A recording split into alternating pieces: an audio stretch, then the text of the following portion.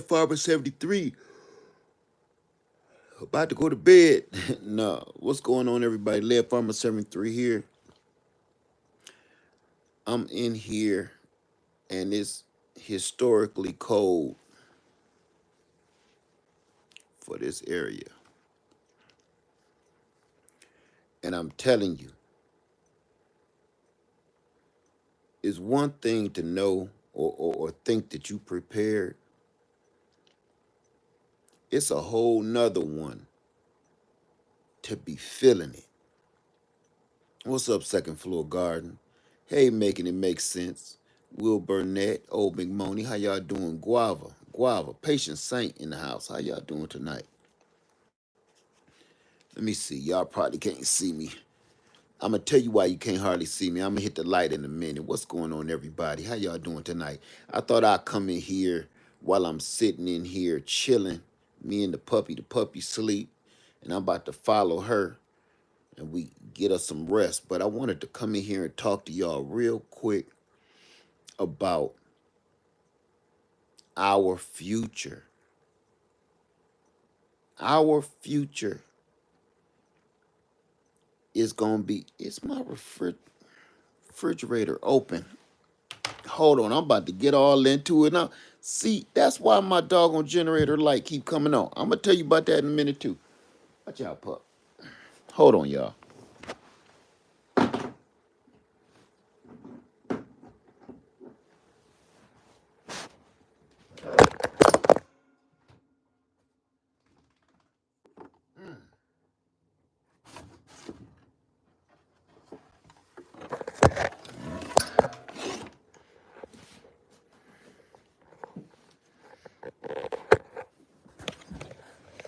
This is just all bad, ain't it?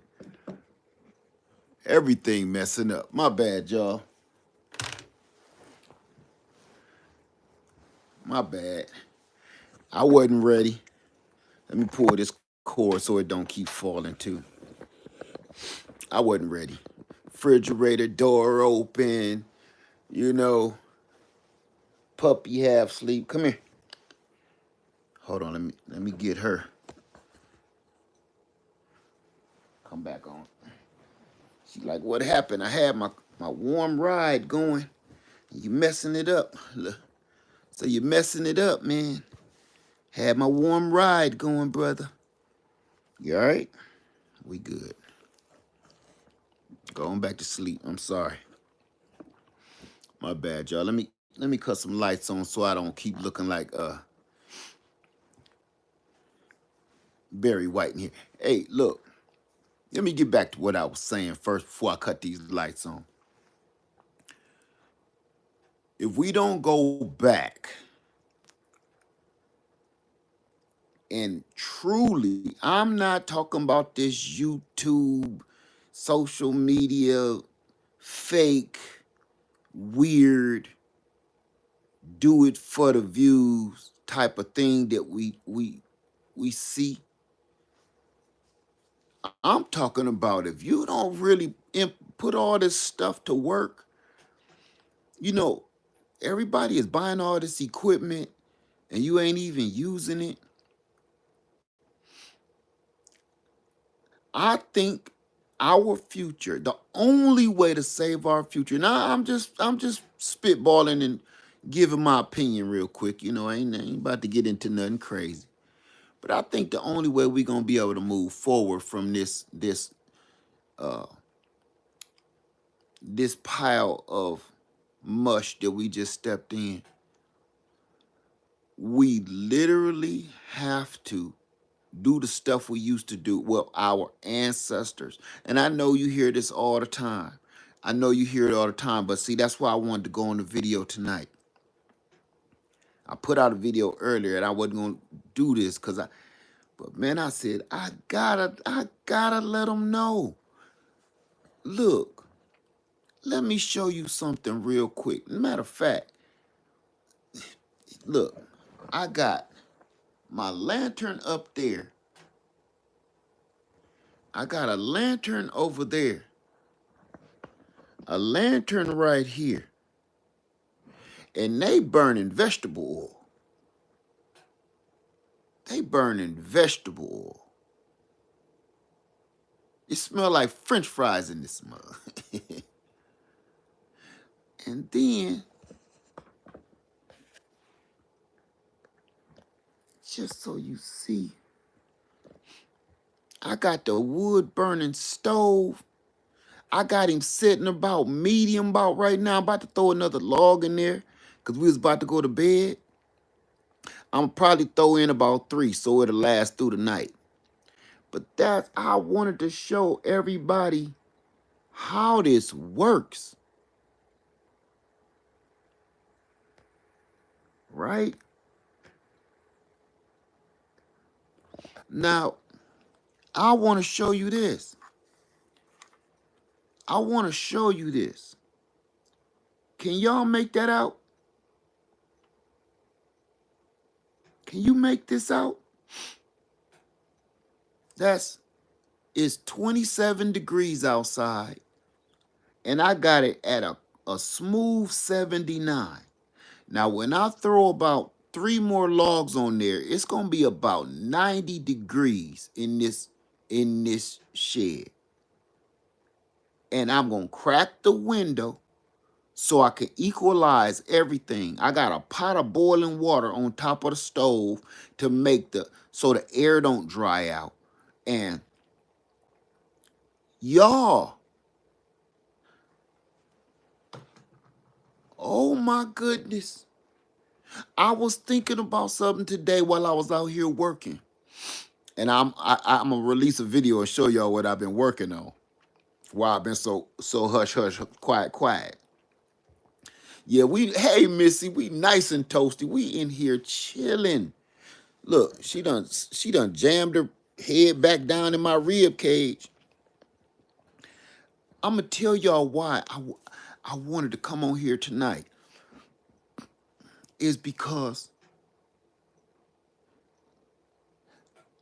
I'm gonna say, all in all, because I wanna throw some prices at you. I think the wood stove costed me about, it usually costs $5.99, but it was on sale. Plus I had like a coupon off at Tractor Supply, and I paid $300 for this wood stove. Now, listen close though. You may not get that kind of discount. You know, I shop there a lot, so $300. But even if it was $5.99, I would have still bought it. Believe it or not, that's cheap for a new age efficient wood stove. Now, I'm not done. The pipe and the through wall thimble to make the pipe go through the wall without burning your house down, all of the pipe, and I bought 1, 2, 4 sections, cost just as much as the wood stove. Let's just say right now I'm in it for $500. I mean for $1,000. I'm in deep right now with the wood stove, about $1,000. You would think that's crazy, wouldn't you? How many people think that's crazy? $1,000 for a wood stove. When I was doing all my research on how to put this wood stove in, I'm lucky because I got a 1-story shed to run this pipe out of. These other people is running it 2 and 3 stories up their barn or up their house. So they have to buy like 10 sections. That's $1,000 alone. 10 sections. That's $1,000 just for the chimney.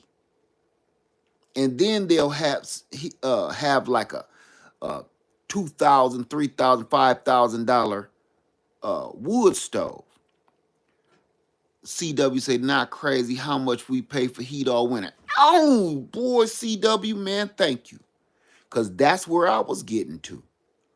Now, I can't make this up.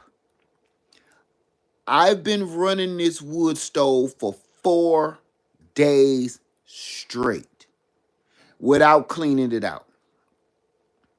Uh, old says that's on the cheap end. What you pay, right, right. But people think I'm crazy. Michael says Vermont casting is my dream. Well, yes, yes, I know what you're talking about. WS says our cost a lot more than 1,000. We had to go up a chimney from our basement fireplace. Right. And people calling me crazy. Let me see. Hey, Queendom and Greg Jones is led.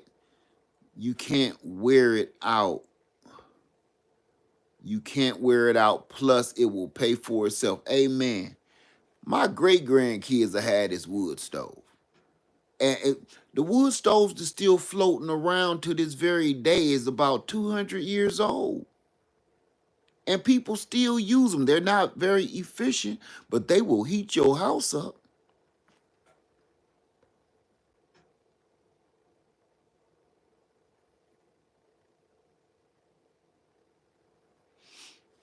Right? So, I've been running this for 4 days straight. I'm talking about day and night. Go to bed, wake up every day, every night. All I do when I'm out here working, when I'm in the on the land working, I will make sure that I throw one log on all day. I would just I rake my coals and throw one small log on there every day. Old wet log, old stick or something. Just throw it on there to keep them coals hot. Keep them coals red hot. Um, are the wood burning stoves on Amazon any good? I don't know what wood stove you're looking at on Amazon. I don't see why they wouldn't be, but you got to do your research. This ain't, hey, I'm about to buy a pair of sandals. I had to find that out the hard way. This is not, I'm about to try to buy this shirt and hope it fit, hope it ain't too snug. These, my wood stove weigh 350 pounds. Is it 350? Yeah, 300 or 350 pounds. This is not one of them things that you gonna be playing games with. Everything you do with this is permanent. Like, put it where you gonna put it, and that's where it's gonna be probably forever. You gotta do your research. If you find out this is not enough, you in some trouble. That's why I went and got a big one. I got the biggest one that I could afford at the time because I know it was too much for this space. But I was like, I don't have to burn 50,000 BTUs of wood. I don't have to heat 10,000 square feet. So all I gotta do is just throw one log in there at a time and it'll do like it's doing right now. Right? So let me see. That's a commitment at that size. Right. This is like purchasing a car. Once you drive this off the lot, it's yours. Right? Let me see. That heater burns like the night heater I had. Man, this is a believe it or not, this is by Mr. Heater, the Buddy Heater brand. I never knew it until I was on a live stream the other day and somebody asked me what brand it was. I the Grand Teton is what this is. Man, let me tell y'all something. I was just sitting here and I got my oil lamps burning. My wood stove is heating up this whole thing. Matter of fact, it almost ran us out of here earlier. The solar panels, watch this. Watch this.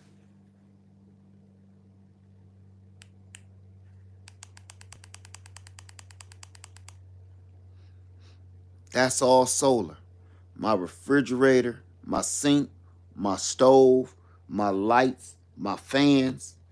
That's all running off of solar. My plugs, all the things that's charging in my plug sockets, that's all running off the solar. That's all EcoFlow. Every bit of all my solar right now is all EcoFlow. That's it. I'm running the EcoFlow Delta 2 Max, the EcoFlow Delta 3 Plus. What else? The EcoFlow River 3, the EcoFlow River 2, and the EcoFlow Delta 2. I'm running all of that stuff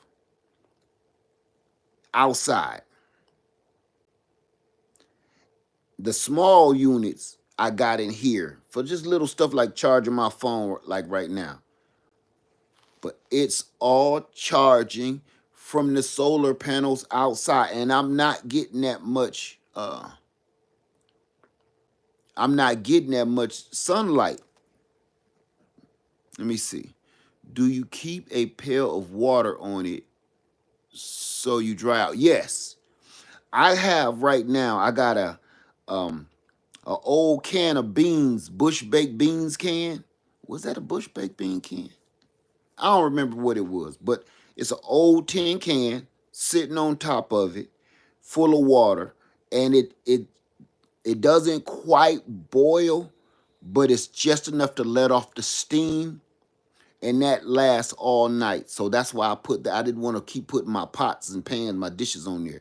So I put a tin can on there because that's what I use in a tent, a tin can, and it gets that water just right where it's just enough, right? Letting off that steam. So by morning, um, it'll be about an inch worth of water left. I just top it back up. Let me get this question right here. Do you keep a pail of water? Oh, I got that one. Thank you for sharing prices. We're always looking for deals. Thank you, Ask Seek. What solar panels do you run your Jennies on lead? Hey, I'm gonna blow your mind. I'm gonna blow your mind, Cisco. What solar panels do you think I'm running right now? I told you I'm running EcoFlow everything. So what solar panels do you think I'm running? I'm gonna let you guess. Take that shit. I'm getting hot. I'm gonna let you guess. Anybody. If I'm running all EcoFlow, this running this whole shed, what solar panels am I running? I'll let anybody. Oh, Cisco says EcoFlow. Anybody else? Moving to 24 says EcoFlow. Anybody else? Second floor garden. You the winner.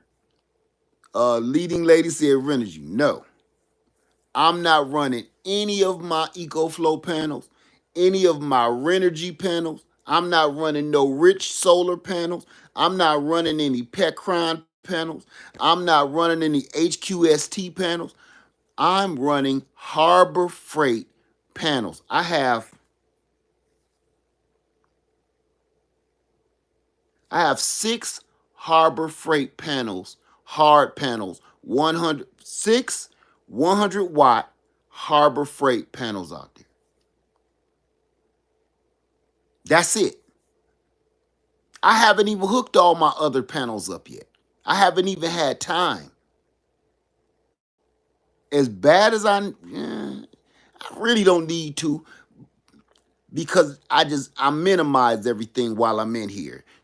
Plus, I'm out there most of the day working, so I'm not using any energy. And when I come in, I cook me something to eat, and really all that energy is running is my refrigerator, is charging the rest of these batteries and units in here. Is I don't use the electrical lights because I use these lanterns. So I really try not to use my power. I really truly try not to. Now, if I'm working on something in here and I need extra light, I'll use it. Oh, how can I forget this? How can I forget this? I'm missing out on the best part.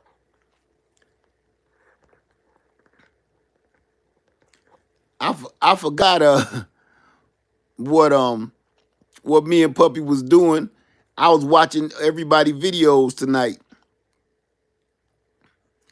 and I sat here and I said, let me get off of here and come in here and tell them. Let me see something real quick. Hold on. Yeah, I was like, let me see something, see what's going on here. So this pumpkin head, get him off my screen.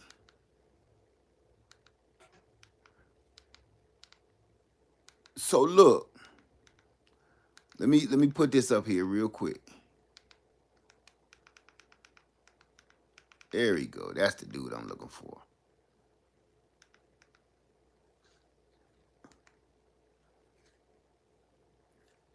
Okay. So, do I got any questions? Because I'm sitting here. Let me see. Say, always like to stop by and borrow some of your wonderful light. Thank you.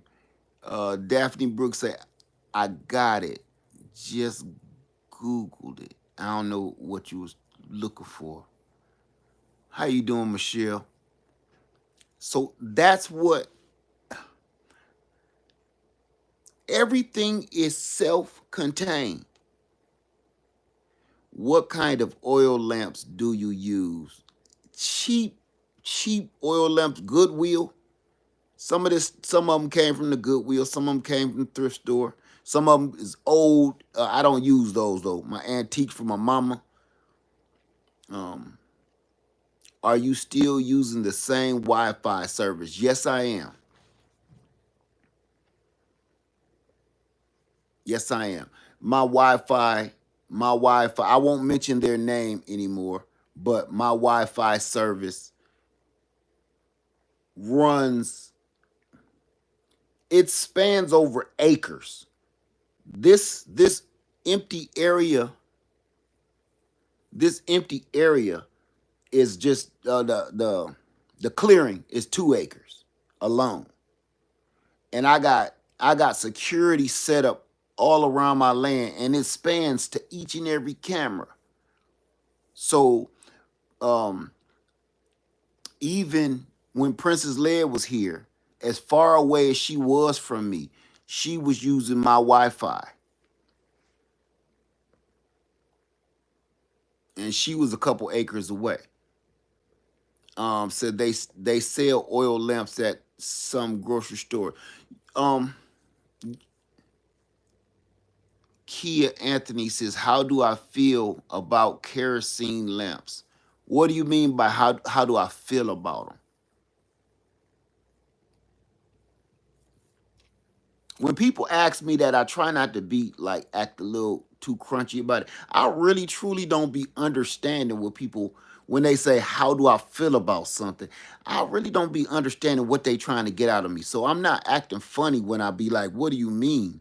I really truly don't know what y'all be wanting from me when you say, "How do I feel about it?" Leah, how do you feel about cheeseburgers? I don't know. you know, you got to ask me a real question. I don't know. I don't know how to answer that. Say I bought my oil lamps from Ollie. Say, I believe they would have some. Kia says, do you recommend them?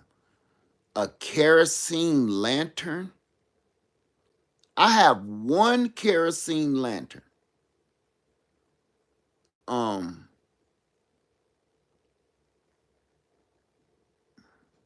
I wouldn't recommend a kerosene lantern for in. I wouldn't recommend no, I ain't gonna say that.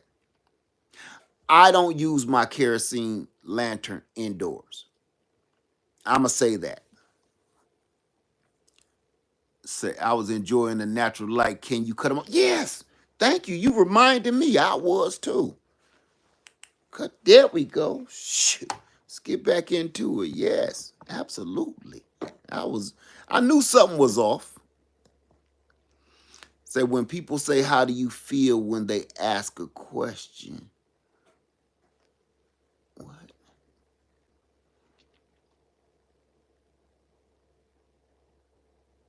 Which EcoFlow generator do you use? All right, that's a good question that I will be answering. Um, the EcoFlow Delta 2 Max is really, truly one of my favorites. But that might be a little too dark. That might be a little too dark. I can see. Let me tone it down a little though. There we go. There we go. Let me see. There we go. Give it that soft hankering. There we go. There we go. That's them ceiling fans I was telling y'all about this fall. Them boys ain't no joke. Um, the EcoFlow Delta 2 Max has been my favorite for years now, for several years now, about good 2 years. But I gotta be honest with you. Who asked me that about that? Uh, Love the Sun. You wanna know what? I kid you not. Maybe yesterday, I was saying to myself, when I go back home, I'm going to exchange my Delta 2 Max finally and bring um my Delta Pro 3 out and the new dual fuel smart generator. And I'm taking the old smart generator and the Delta 2 Max, I'm taking that back home. And I'm gonna tell you why. I'm gonna tell you why. Uh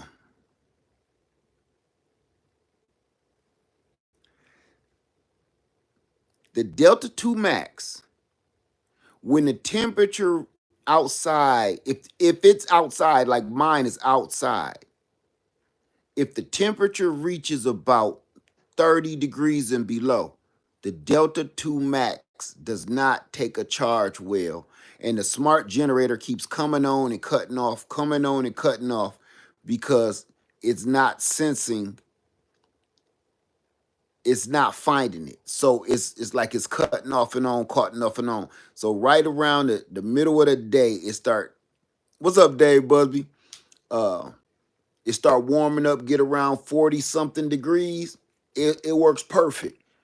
But I know the Delta Pro 3, I've had it down in 20 degrees, in the 20s, and it never had a hiccup. So out here, I cannot afford to have a hiccup.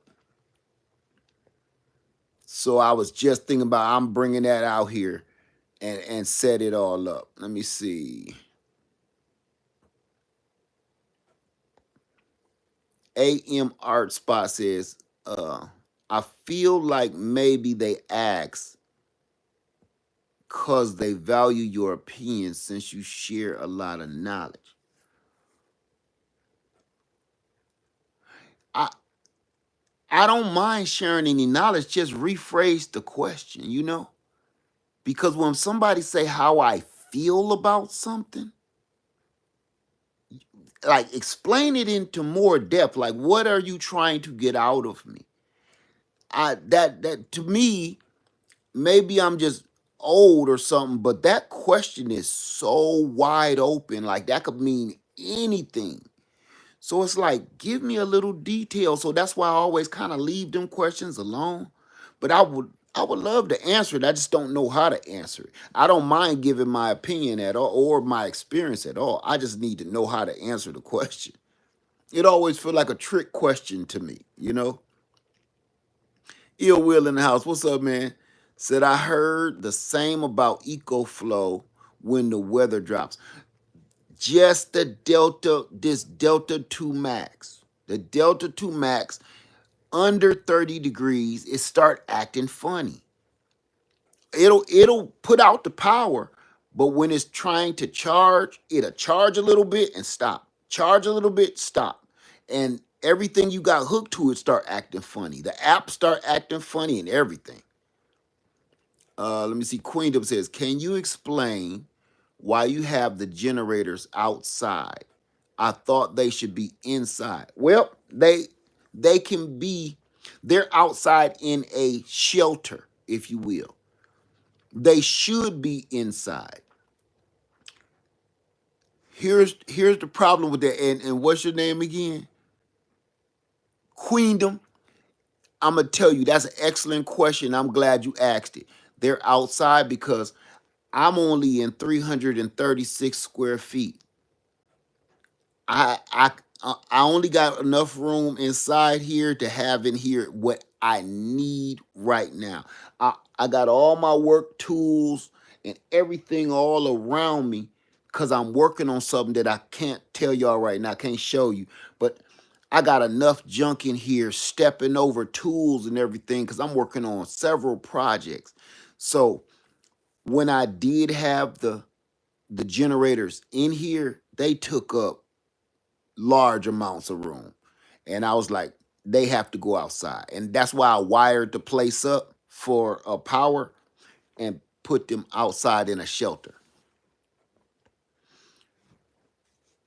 Let me see. Hey, Sister Spice, how you doing? Wait a minute. Uh, are you able to insulate it? Insulate what, Jody B? Am I able to insulate what? That was a good question, Queendom. Let me see. Let me go back down here. Sister Spice says it's like asking what's your take or your opinion on a given subject matter. Right, Sister Spice. And that's what I'm looking for. Say that. I need details. Listen, maybe it's cause I'm a dad, an old dad, right? And I always think somebody trying to get over on me. I know that's wrong, but really, ask me what you need to ask me. Don't put it in TikTok terms. When people put certain things in TikTok terms, oh, let me break this down to you. I don't like guessing what you're asking me because I'll answer it wrong. And I've done that several times and I embarrass myself because I answer something totally wrong. I think Sister Spice, you did that to me one day, remember? And I answered your question totally wrong. You and several other people was like, I don't think that's what she meant. Do you remember that? That wasn't too long ago. That's why I be needing questions in detail because I don't be too quite too sure. I need to know exactly what you asking me. I think I just did that to you, Sister Spice, not too long ago. You and everybody else was like, "Lad, that ain't what she meant." Even my wife said, that ain't what she meant. Let me see.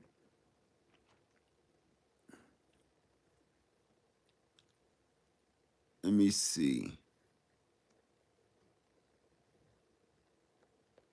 How you doing, Natasha?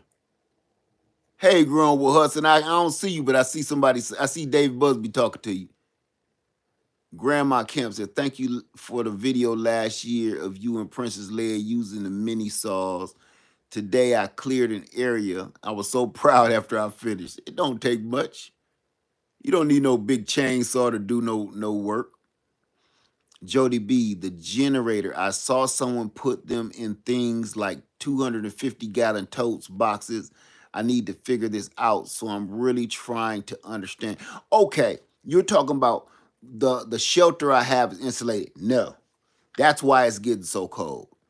And until I build a permanent structure, I got to do what I got to do. But yeah, if you plan on putting your equipment outdoors, make sure it's in a permanent structure and make sure it's insulated and make sure it's ventilated and insulated. Because even though it's just lithium batteries, they still kind of give things. You still want them to ventilate because it's gonna get hot in that shed or dwelling you got them in, or it's gonna get cold. You want that air to flow no matter what. You just don't want it to freeze.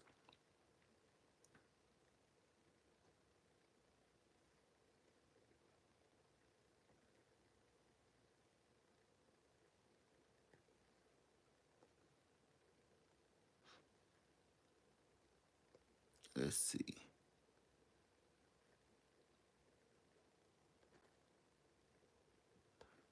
Let me see. Straight City says use kerosene just to see. Don't know what I didn't like about it. I might have smelled, but I do have a bit. Your message is cut off. I can't read it because half of it is cut off. Let me see.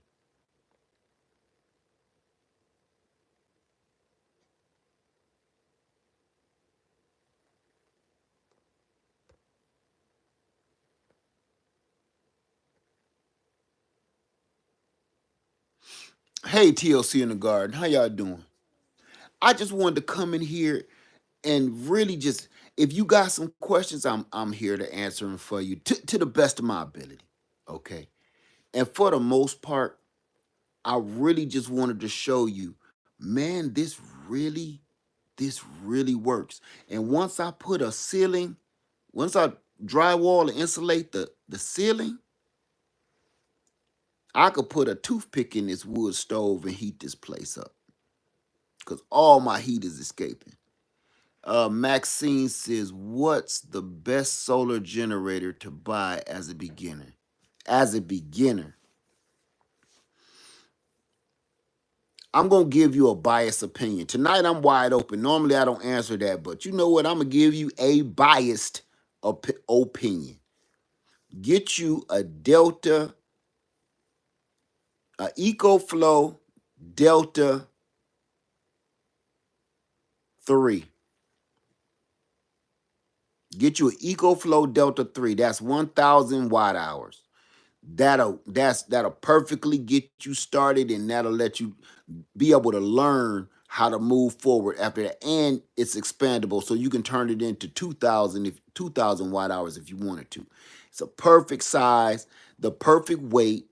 It's not heavy, and you can expand on it, and it's super powerful. EcoFlow Delta 3. That would be my first starter. If I was giving one of my kids a starter kit, I would give them an EcoFlow Delta 3.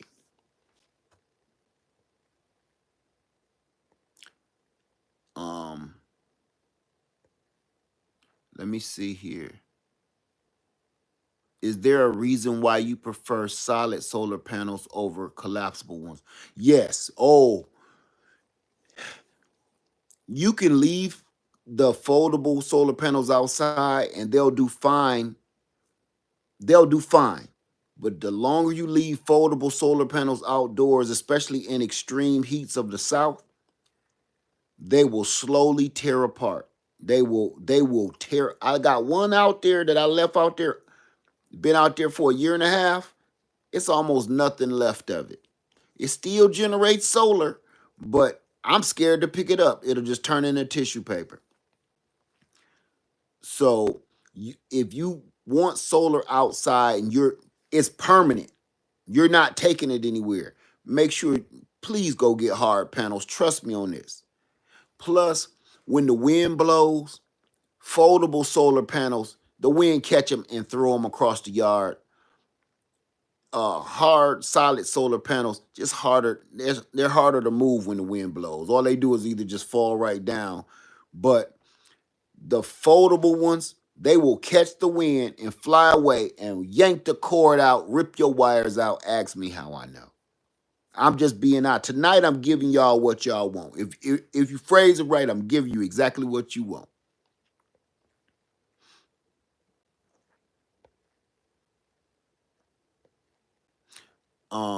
Let me see. If so, what did you use to prevent cracking? If that's the same question for the solar panels, okay. What up, family? Has anyone ever built a center block rocket stove that hasn't cracked? No, no. I've built several of them, and they're not made for high temperatures at all. As a matter of fact, I don't what's your name? CC Junior. Let me tell you something. If you make a cinder block rocket stove, that right there to me, when I see those videos on YouTube and stuff, I'll be like, man, that is so fake. That is fake. I don't know what kind of block they're using, but that's not one they can go get at the orange or the blue store, right? Um, because I had one cinder block explode. I got it so hot. And I didn't even have it in the rocket stove formation. I had it in a fire pit formation. And I was burning some yard waste sticks and leaves and stuff. And I had one of the cinder blocks just literally explode like a bomb. Good thing me and my family wasn't sitting around it because those rocks really projectiled away. It wasn't like they just blew up and sat right there. They were projectiles. So that was the last time I ever used cinder blocks to do anything that had anything to do with fire. Say I built it and it cracked. Don't just leave them alone. Get gold and spend a little more money and get some fire bricks. That's the only way you're gonna have to do it. Because those things are dangerous. Now I could have told you that what was that, 6 or 7 years ago when I did it, I wouldn't have said that. Once I experienced it, they are dangerous. Greengrass says, yes, you need the special lava rocks to keep it from exploding. Okay. Maxine, Led, I sent you 2 emails. Can you check them out, please? Sure. If I could find them, I sure will try. Anita, what's going on with the freeze dryer? I don't have one anymore. I've already talked about that.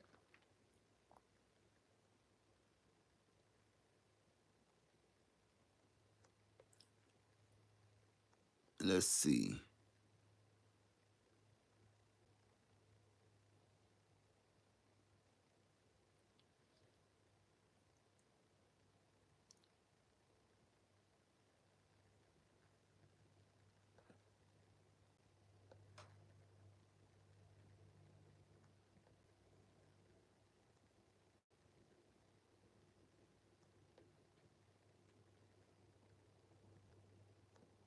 Thoughts on the cable from your alternator that charges your power station while you drive.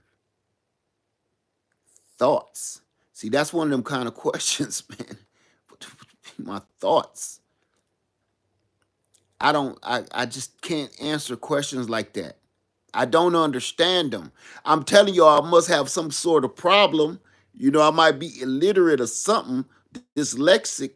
I don't understand that. The way y'all form these questions, I see them like that over on TikTok. I don't do TikTok, so please just ask the question like a normal question. Like, what are your thoughts? Like, how do you? It make me feel like a therapist. Like, how do you feel? I don't know. Please, I want to answer them. I just don't understand it. Um. Okay. Would that little tent stove you had before work in a space like this? It it would, because the tent that I had was this big. Here's the problem with that little wood stove. You talk about the little bitty one, the little tiny one. You'll be sitting in front of that wood stove all night feeding it woods and sticks. You wouldn't get any sleep. It would heat it up, but you would not get any sleep.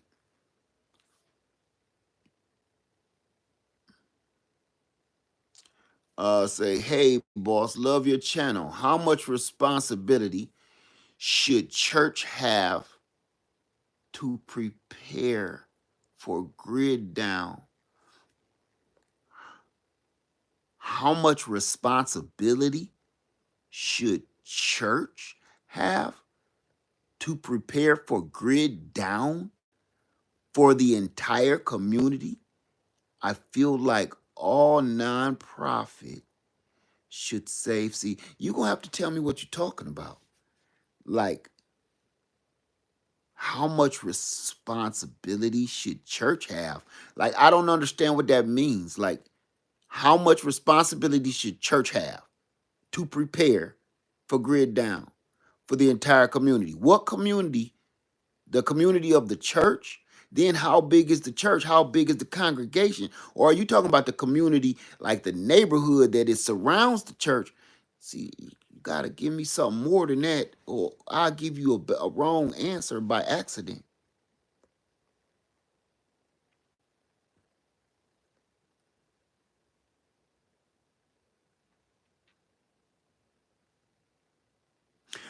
Oh, the one you said I had in my house for emergency.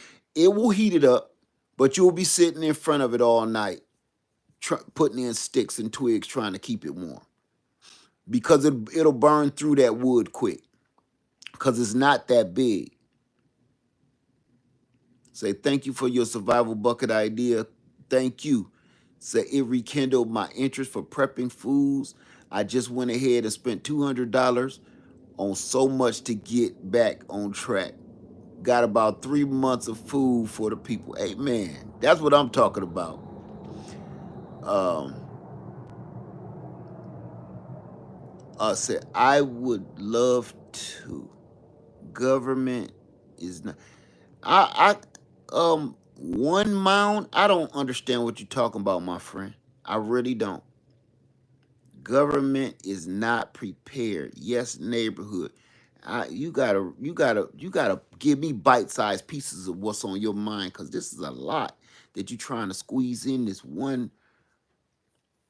Please give me one small question at a time so I can answer it. I feel like I'm on some kind of press conference trying to answer that one.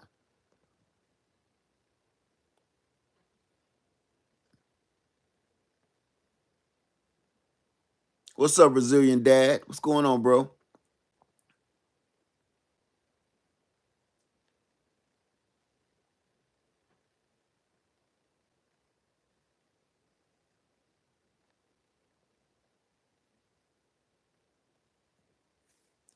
Ill Will says, sound like she wants local churches to be preppers. See, that's my thing. Um, I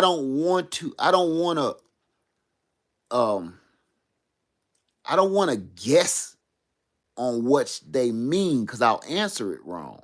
I don't want to think I know what they talking about or I'll answer it wrong. Now, Ill Will, brother, if that is it,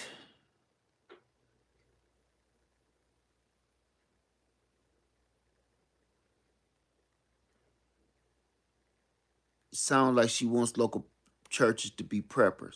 Local, your church. I don't want to start talking about church because I don't go, and I don't want to get into that why I don't go. Um,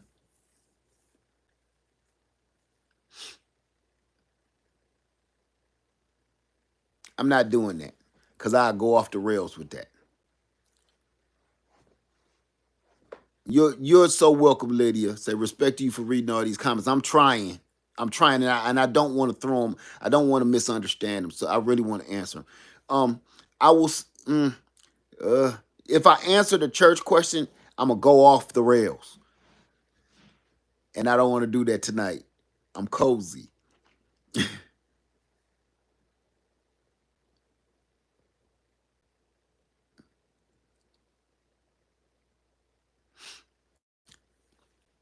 Um. Now, see, Okay, I'm gonna walk on the fence on the church question. Do y'all mind? Do y'all mind if I answer the church question a little bit from all the information that I'm seeing from everybody? Y'all want my? Do you want my 2 cents or not? I ain't gonna go off the rails. I'm just gonna give my quick 2 cents. Only if anybody wants it. Only if you want it, because I don't want to go off the rails tonight. Missy Hawk says, I'm prepared for winter camping and getting my preps together. Missy Hawk, I hope you are.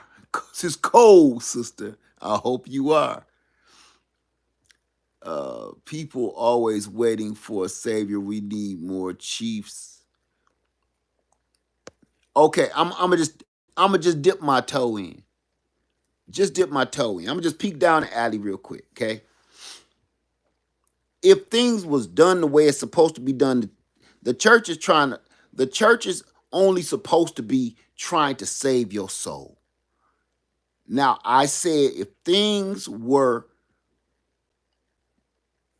being done the way they are supposed to be done, going to church and learning the word is the only thing that place is supposed to be for is to congregate with other like-minded individuals to learn the word of our Lord.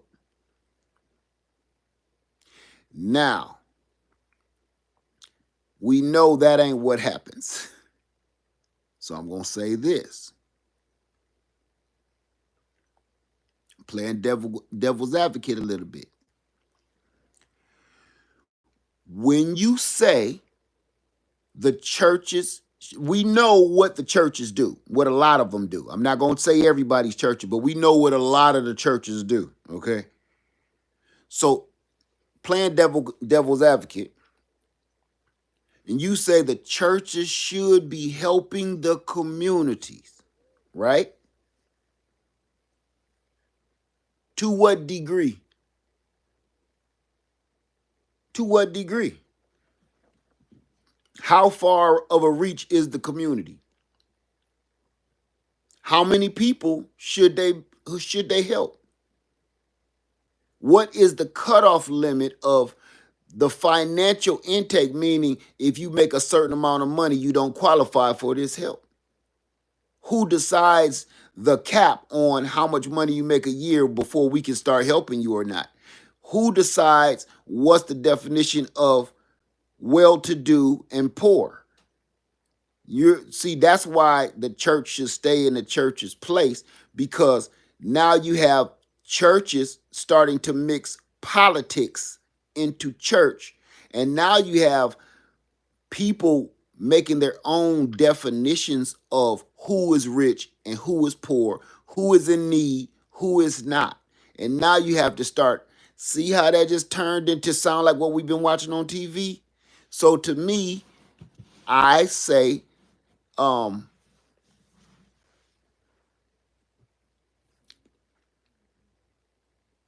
people have turned churches into politics. That's all. When they say the churches should be doing more, the churches should be doing more, the churches should be doing more for the people, for the community. Now you got to ask yourself, that church can do nothing without the people. See how that just sounded like politics again? If people stop taking, you have, I'm going to just dip down the alley a little bit, just a little bit. You have the poorest people on the planet going to church every Sunday and Wednesday and Tuesday night. The poorest giving the last of their money to the church. Their lights are getting cut off. Their cars are getting repossessed. Their house is being double and triple mortgaged because they can't afford it. They're losing their apartments. They can't get Similac and baby milk and formula and diapers, and it never made sense to me,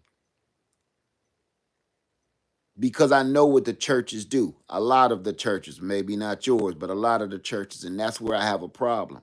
Why, if you cannot buy diapers, you go give this man the last of your money before you bought your baby's milk, and before you bought your baby's diapers, and before you paid your car note?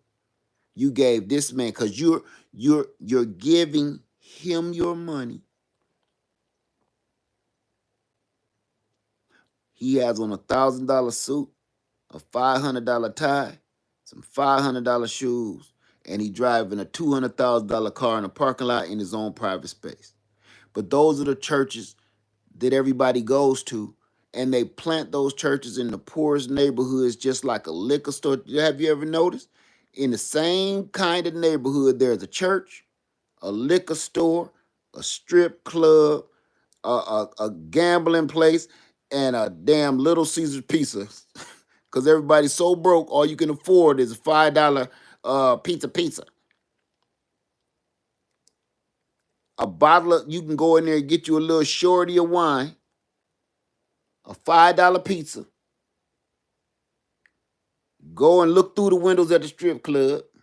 It's a gas station that don't sell gas. All they sell is honey buns and 40 ounces and cool cigarettes and Newport 100s. And it's a church sitting smack dab in the middle of all of it. Have you anybody ever think of why they do that? They tell you they do that because this is the area that needs God the most. It's the total opposite to me, in my own opinion. I'm speaking my opinion. It's the total opposite, and that's how they get away with it because they say this is the area that God needs to step in the most.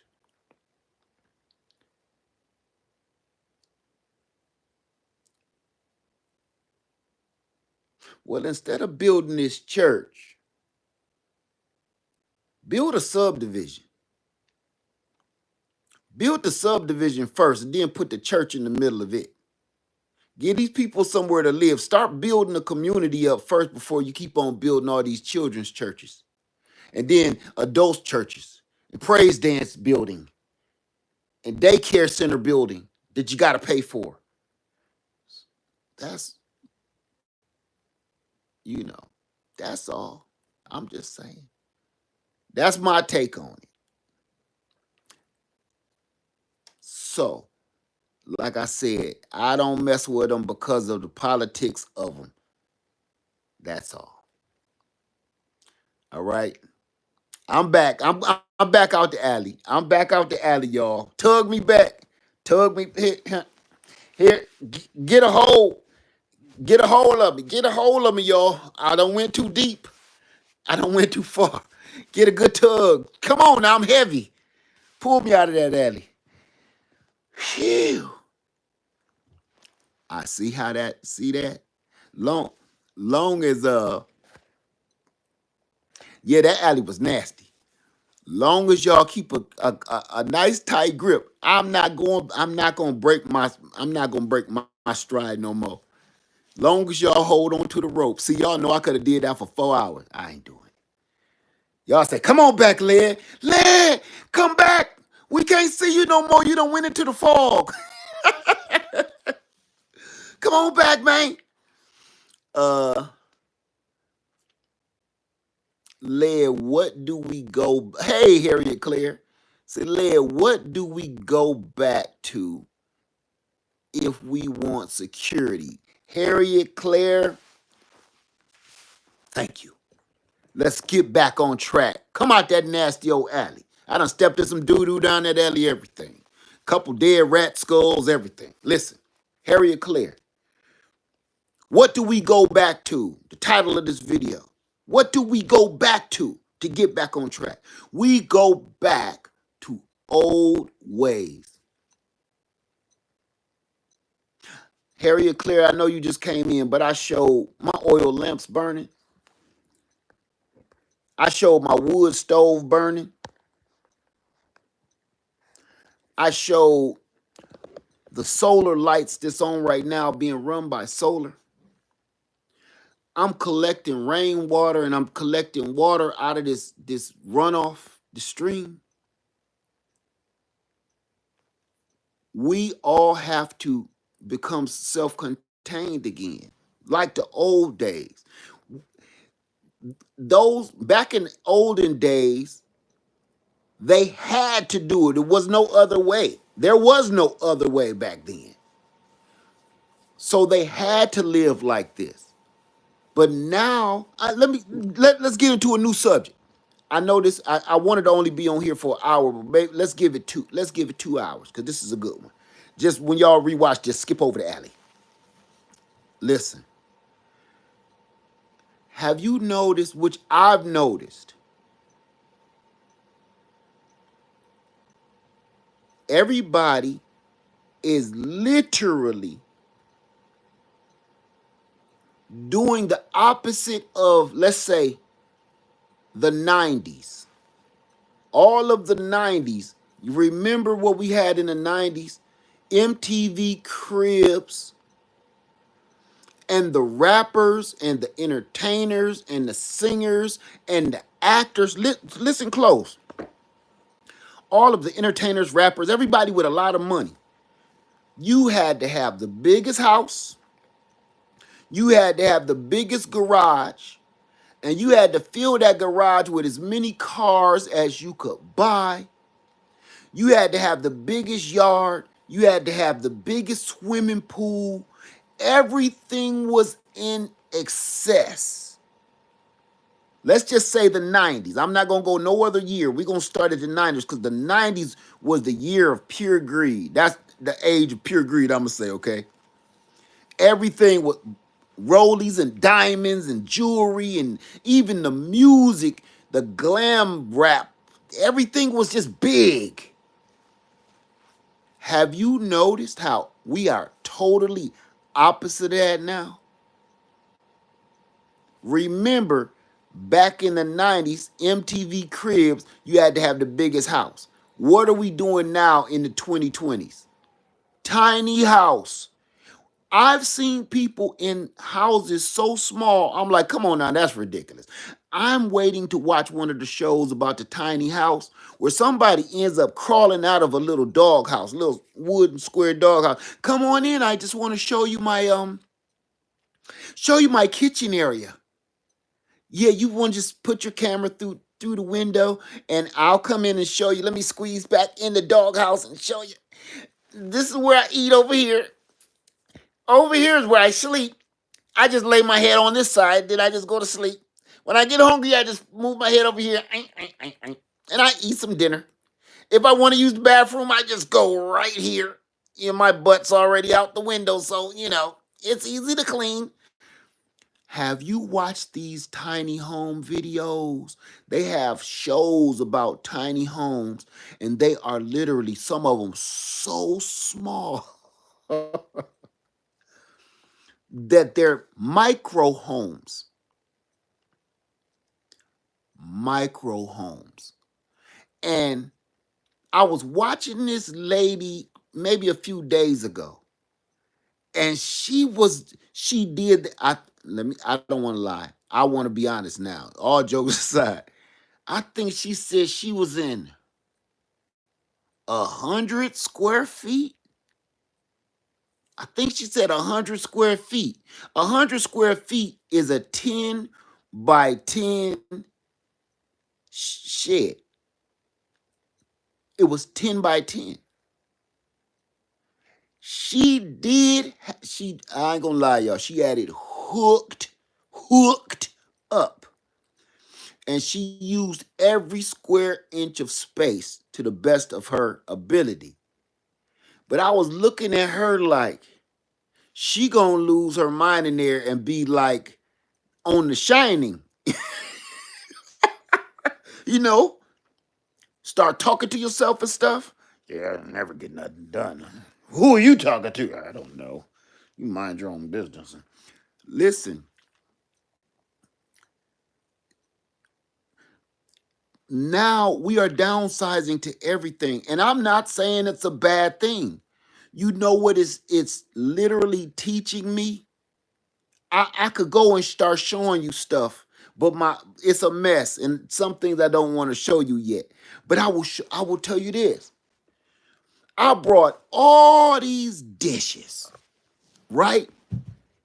I brought all these pots and pans and plates and cups and knives and forks, survival cook stations and survival this, survival that, the blah, blah, blah. It was so much stuff in here. I started looking around like, some of this gotta go. So I got two favorite frying pans. They're both cast iron. And I'm looking at, and I got a plate, bubble gum in the dish. How many pieces do you wish? My mama and your mama was hanging close. My mama punched your mama in the nose. What color was her blood? I'm choosing things because everything is my favorite. So I'm choosing things. Something gotta go. I don't got room for all of that stuff. No, you can't keep both. You can't. You can't. Uh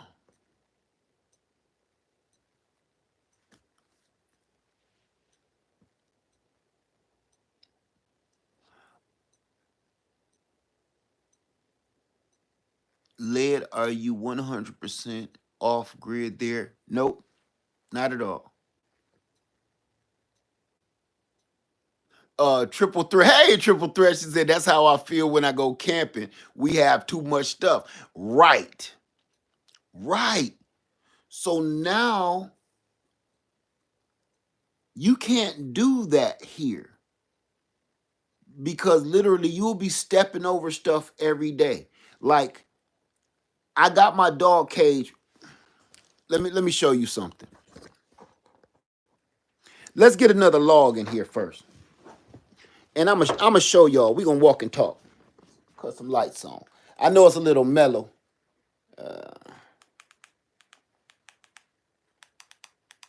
Okay. You see my baby shoes down there. Hold on. Let's get some wood going on here.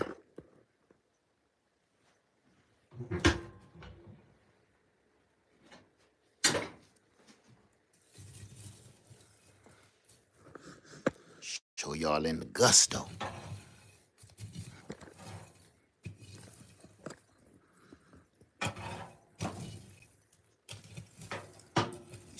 Stoke them coals like that.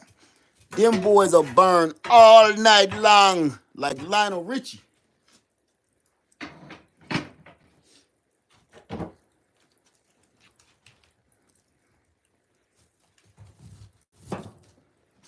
All I'm gonna do is stick two fatties on there. I'm not even gonna go hard, or you'll burn yourself up in here.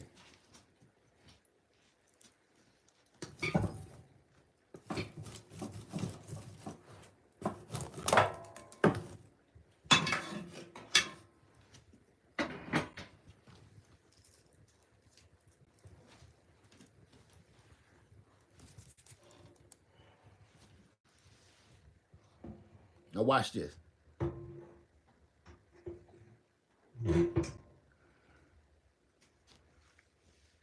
That's all to it. Now let me show you.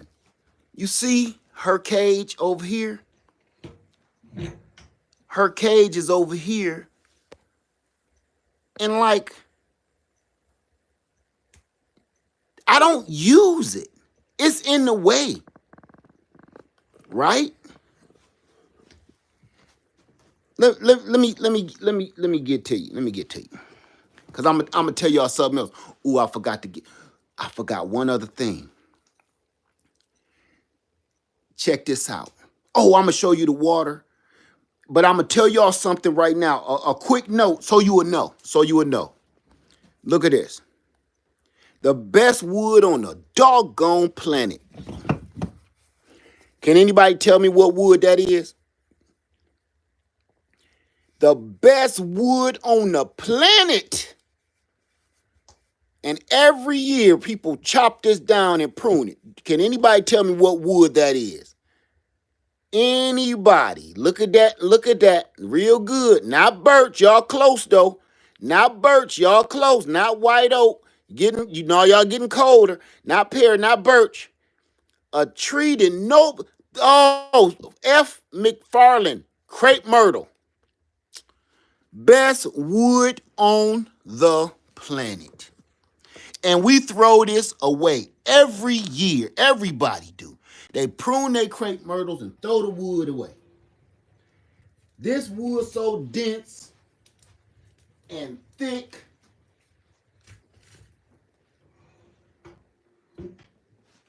Don't throw that away ever again. Matter of fact, if you do, give it to me. I loves it.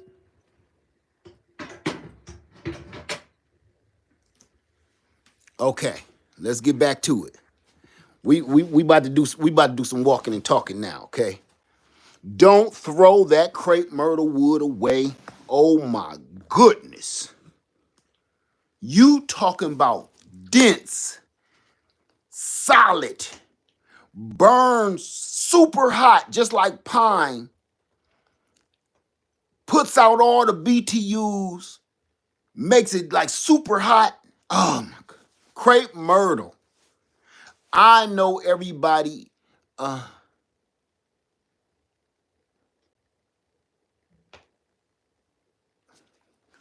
I know everybody in my neighborhood back home cuts those crepe myrtles down every year and piles them sticks up for the garbage man to get. I'll never do that again. I'm gonna go around picking they trees up.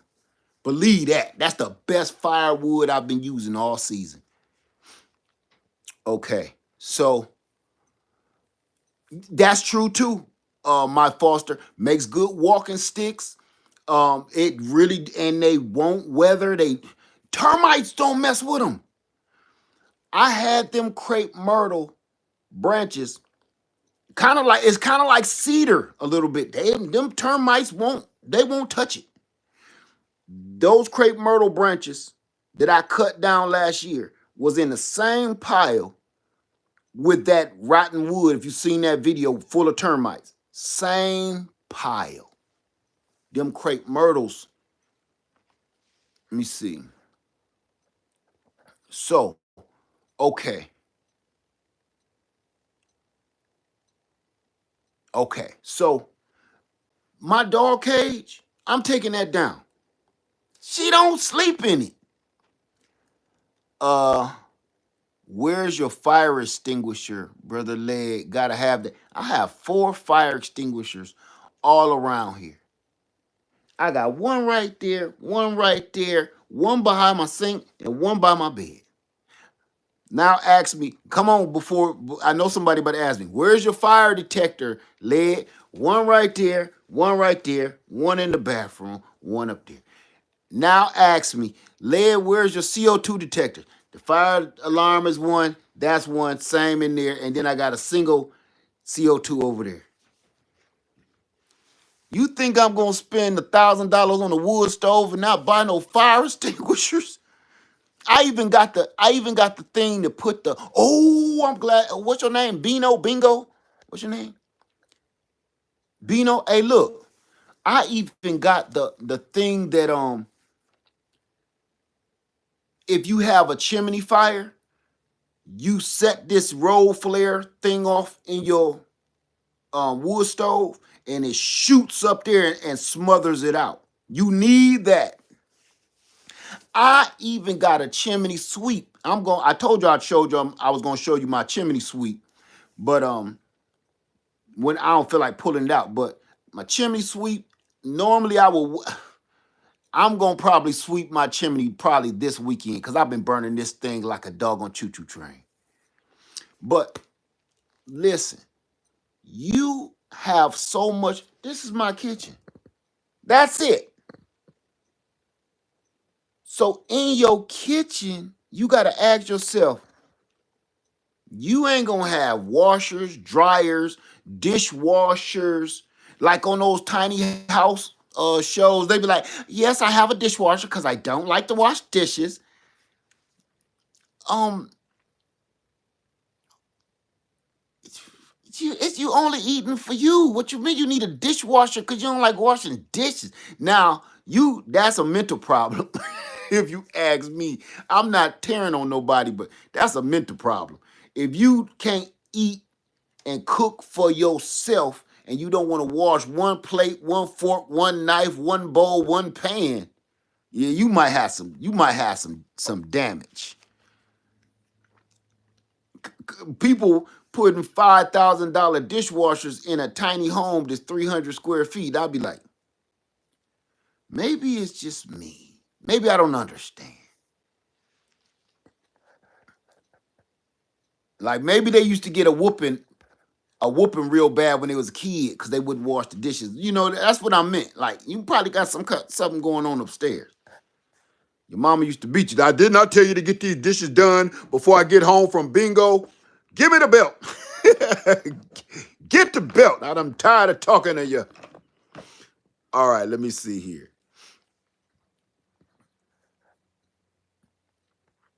Uh,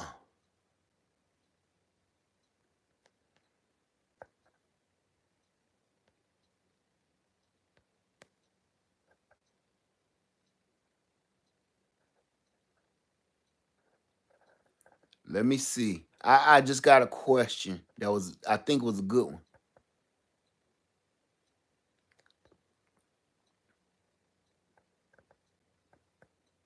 You're right, Josh. It is. The stove is worth more than the whole structure. Okay, Long Beach says, lead, what is a natural way to take chlorine out of water you want to use? Let it sit for a long time in the sun. If you pour chlorinated water like out of your tap and put in a big old jug and just let it sit outside for a while, when you take the lid off, you can smell the chlorine in your like you at the doggone city swimming pool. You can literally smell have anybody ever done that? Like put water in a jug. I use water before I put it in my Berkey and I pour it in my coffee machine. So the water that I got sitting in this pitcher that's gonna go in my Berkey, if you leave it in there for a day, the next day, if you take the lid off that pitcher, you could smell that chlorine hit you in the face. So that's as natural as I know how. I don't know nothing else.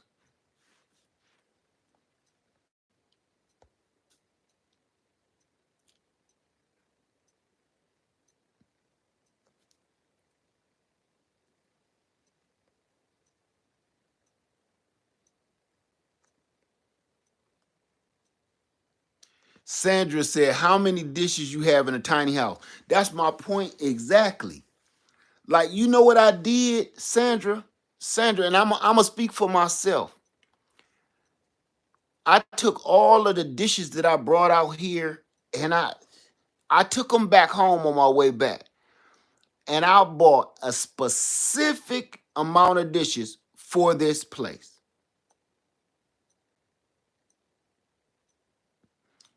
Long Beach said, lead, so once you smell it, the chlorine is gone. I don't know, Long Beach. I ain't a scientist. I'm just telling you, I know how to make it. You might want to Google that one. Cause I just know when you lift that lid up, you get woof of chlorine. I didn't say that made it all go away. I don't know. Okay. I really don't know. How you doing gardening with Tay? Down in Pensacola, Florida. Long Beach, you might have to look in on that one, my friend.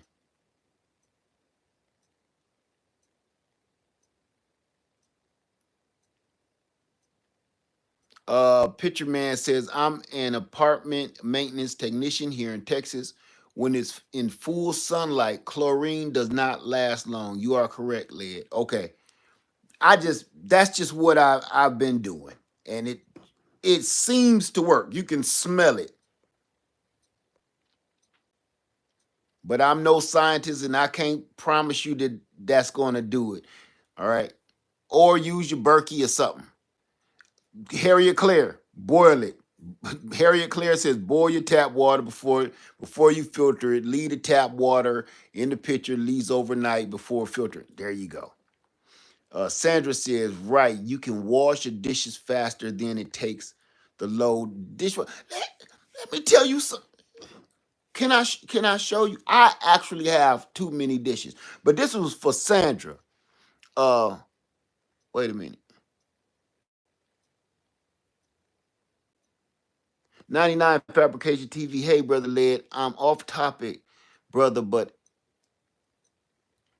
is that a Hamilton? I'm waiting on mine to be delivered. What a Hamilton? is what a Hamilton 99 fabrication.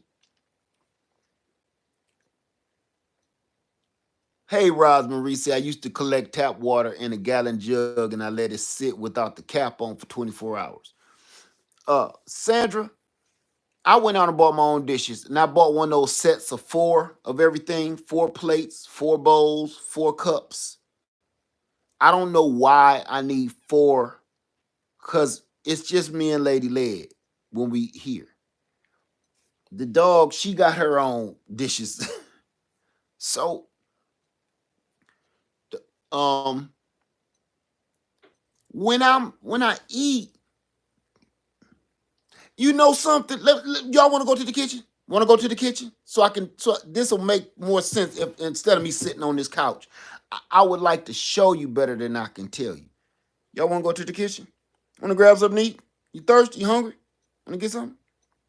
Want to grab a bite? Hamilton wristwatch. A lot of military prep. It's an old Timex. I ain't into all that. This just old Timex, man. I ain't into none of that. Let's go to the kitchen. Go grab you something to eat. All right. So, let's cut a light on. I'm not done wiring my light.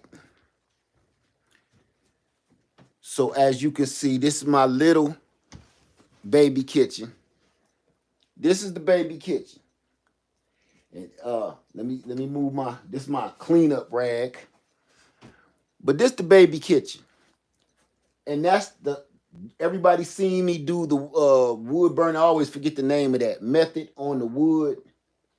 And there's the light fixture that I put over top of it. I haven't finished wiring it yet. But you know what? People cracked on me because I bought a bar sink. They said, Led, why you buy a bar sink? That's so stupid. Why don't you just get a real sink and then put the whole sink over here and then don't put the stove, that little baby stove, that's stupid. Put a whole big stove over here. I don't need that. I don't need it. Think about that for a minute. I don't need no giant stove. I use one eye. I'm not in here making no chef dishes. You know, I'm not doing culinary arts in here. I'm cooking me something to eat, some breakfast or some dinner on one eye. I don't even look, watch this. I don't even use this back eye for anything. For nothing. I just set that I boiled some tea earlier, but I just set my coffee pot on here just to get out of the way because I don't want to sit it over here. I don't need that. And I kept telling people when they trying to put me on HGTV, and I was like, y'all watch too much TV. I don't need all that junk. Here, let me show you what I do. This is all I need to either wash my hands while I'm cooking or cleaning or wash my food or that's all I need. I don't need 3 separate basins. I don't need a sprayer nozzle. I don't need a soap dispenser pump. I kept telling them I'm trying to keep this as compact and as simple as I can possibly do. And that's what I did. Ta-da! Oh, you can't see that. Ta-da! That's all I need. I don't need a bunch of dishes, so I got some spoons, a spatula, tongs. I don't know. I just put the spaghetti ones there because I ain't have nothing else to put there. And some ladles. You use ladles. I don't use a spaghetti thing for nothing. I don't think I ever used one in my life. And I got a shelf for my stuff that I really use, that I really need. I like a lot of nice dry towels and wash towels. Some cleaning stuff for my soap, and that's just decoration because I had nothing else to put up there. That's some real wine though. But I don't need all that crap.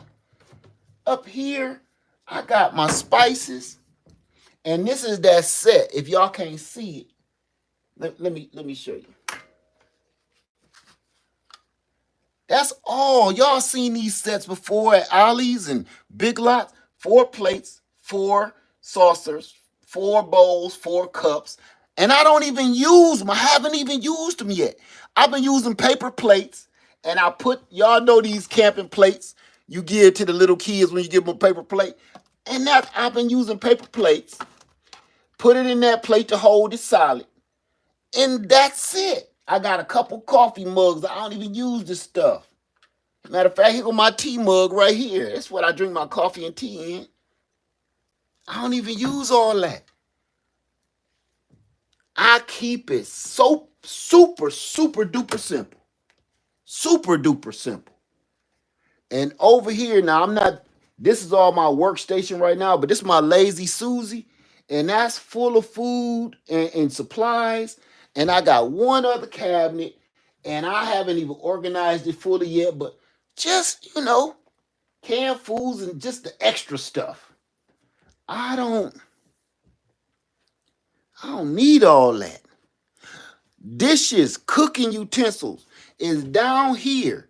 I got like a frying pan, a pot, the basics of basics down there. I would open it up.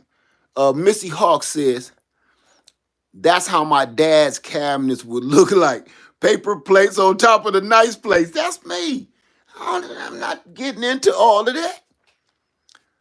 Is that hot water tank still? Oh, who just said that? Jody B. Let me tell y'all something about that hot water tank. Look.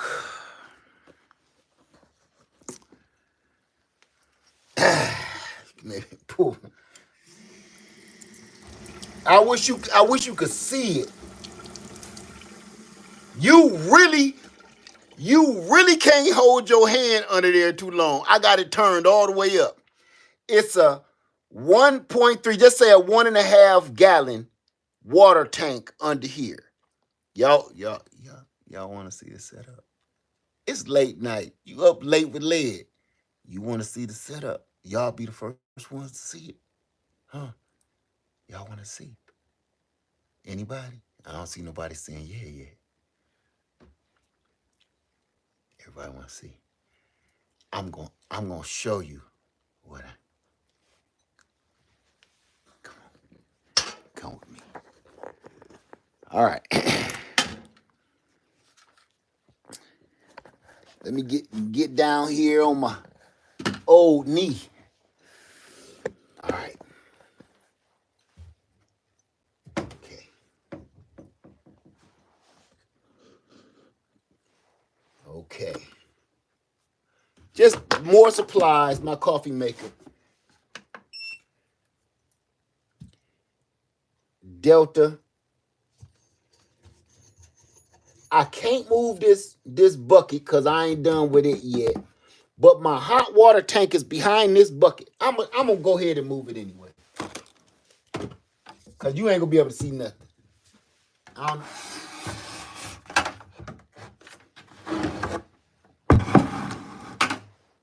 Ooh. She sure is pretty, Paul. She sure is pretty. You see it. That hot water, boy. Hot water.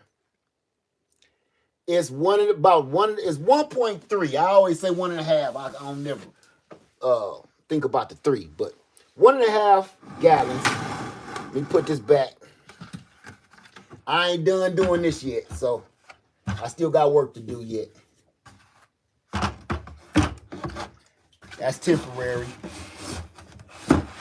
Temporary but necessary. So this is it. That's the setup. Oh, I forgot to show you something. One more thing I got to show you. One more thing.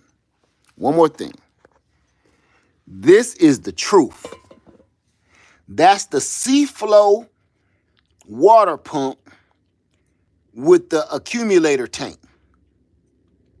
That's what's putting the pressure on the water. T-Wo in here? Missy, I can see you. Hey, T-Wo. That's the C-Flow water pressure tank with the filter and the accumulator tank, so it's not as quiet and it don't jerk the pipes and everything around. You talking about that mug run beautifully off of 36 watts? Good Lord. Ah, and it only run when you cut the water on. Listen how quiet this is. Listen how quiet this is.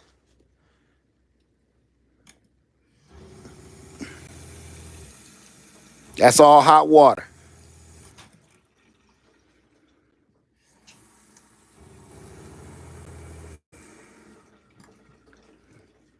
Boom. I had to show y'all that. Let me put you back over here real quick. I had to show y'all that because that to me is the bomb. Let me put this back.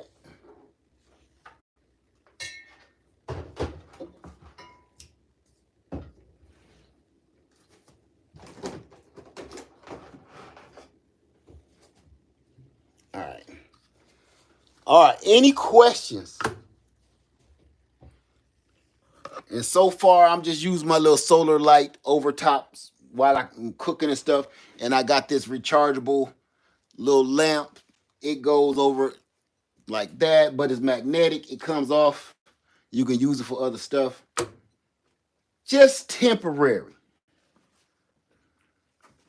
Temporary. But that is my baby kitchen. And of course, my baby refrigerator, little baby microwave. I don't even use this. Something told me get it anyway. It was on sale for $30. So, what is the name of the water heater? It is Thermomate. Thermomate. I'll put it in the description box after the video. But it fits just enough stuff in the little refrigerator that you need. You can't be just going to eat stuff all day and load it full of crap. I don't listen. No leftovers. Ain't no need for to have no leftover. I got a little baby ice tray. my little my little baby ice tray. I don't need no ice maker. I put ice trays in there. Little frozen food. That's it. And this is the Led's baby kitchen. And I hooked my wife up a breakfast fit for a queen over here on New Year's. I was so proud. And that's it. I ain't gonna show you my bed because it ain't messy. I mean, it's messy because we was in it. We had to come in here and warm up. But yeah, clean up after yourself. Did y'all notice? Did you notice in my refrigerator wasn't no Tupperware bowls? Hey, New Orleans Garden. Hey, T-Nog, how you doing? It's good to see you. Did y'all notice there was no Rubbermaid Tupperware bowls in my refrigerator? You want to know why? Because I don't got to cook no big old meal. Number one, I'm eating better. So when you eating lettuce, it's really nothing else to clean up, right? But if I actually make some chicken, y'all seen some chicken thighs in there that I was going to cook tonight. I'm going to cook that. And anything I don't eat, I take it to the chickens and I give my leftovers to the chickens. You would think I'm wasting my money, wouldn't you? I ain't wasting my money. Whatever I don't eat, I give to my chickens. Even if it's expensive, just say it's a piece of a piece of ribeye steak. I'm gonna give it to my chickens. My chickens gonna give me grade A eggs, all organic eggs. Those eggs are priceless now. I'm gonna bring those eggs in here Cook those eggs. Those eggs save me more money than that steak costed. Now, not just that, the chickens are pooping, giving me top grade fertilizer, and they're scratching the poop in the soil and in the grass and in the straw, which is giving me compost for my garden.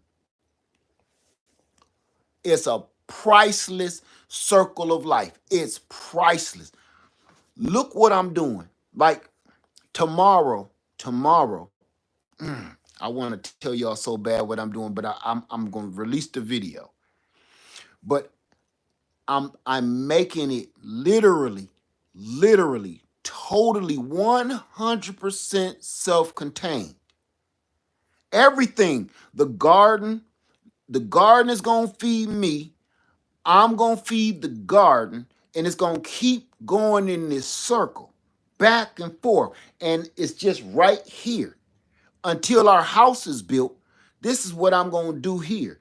The chicken's gonna help me. I'm gonna help the chickens. The chicken's gonna help the garden. The garden gonna help the chickens. It's gonna go all the way around. Composting toilet. Oh, I bought a new. I ain't even gonna get on that. Bought a new composting toilet. It's not a composting toilet like what you think though. It's not one of them $1,000 ones. I'm not buying it. That's disgusting. Them composting toilets are disgusting. I don't care who make them, and ain't no way in piping hot hell I'm gonna pay $1,000 to take a dump. I'm not doing it. A lot of people have been purchasing those composting toilets, and they look great. They look like a real toilet. That's why I really wanted one. I just cannot. I got two. Let me put it to you like this. If I had money to throw around, I would buy a composting toilet just for the looks. Other than that, I got too many other projects that I'm working on where I could spend $1,000 at. I'm going to tell you what works better. Nothing, nothing works better than a 5-gallon bucket, some pine shavings, and a Walmart bag. Nothing worked better than that. Nothing. The only thing that will work better than a 5-gallon bucket, pine shavings, and a Walmart bag is 5-gallon bucket, pine shavings, and a paper bag. You just got to be quick. Okay? You got to be quick with it. You can't just let that sit around. You got to wrap him up, take him out to the burner. Okay? But it don't get no better than that. Everything is self-contained. Look, watch this. Look at the wood. Right? Got my wood. I'm heating my house with that. I've been heating this shed with that wood for over 4 days. For over 4 days. For over 4 days. Did y'all see what I just did? Remember when I just throw those little logs in the fire? Watch this. My flames was calming down, wasn't it? Now look, that's that crepe myrtle I keep telling y'all. That crepe myrtle wood. Myrtle, she wrote. Myrtle, she wrote. Myrtle, she wrote. Na na na. Myrtle, she wrote. That's that crepe myrtle wood. That crepe myrtle wood ain't no joke. Crepe myrtle, she wrote. Murder, she wrote. Murder, she wrote. Na na na. Boy, I'm telling you, that crepe myrtle, we sleeping on that crepe myrtle wood is free and it's everywhere. It is plentiful and people love cutting their trees down every year. Crepe myrtle, she wrote. What kind of chickens do you have? Do you still have buff orpingtons?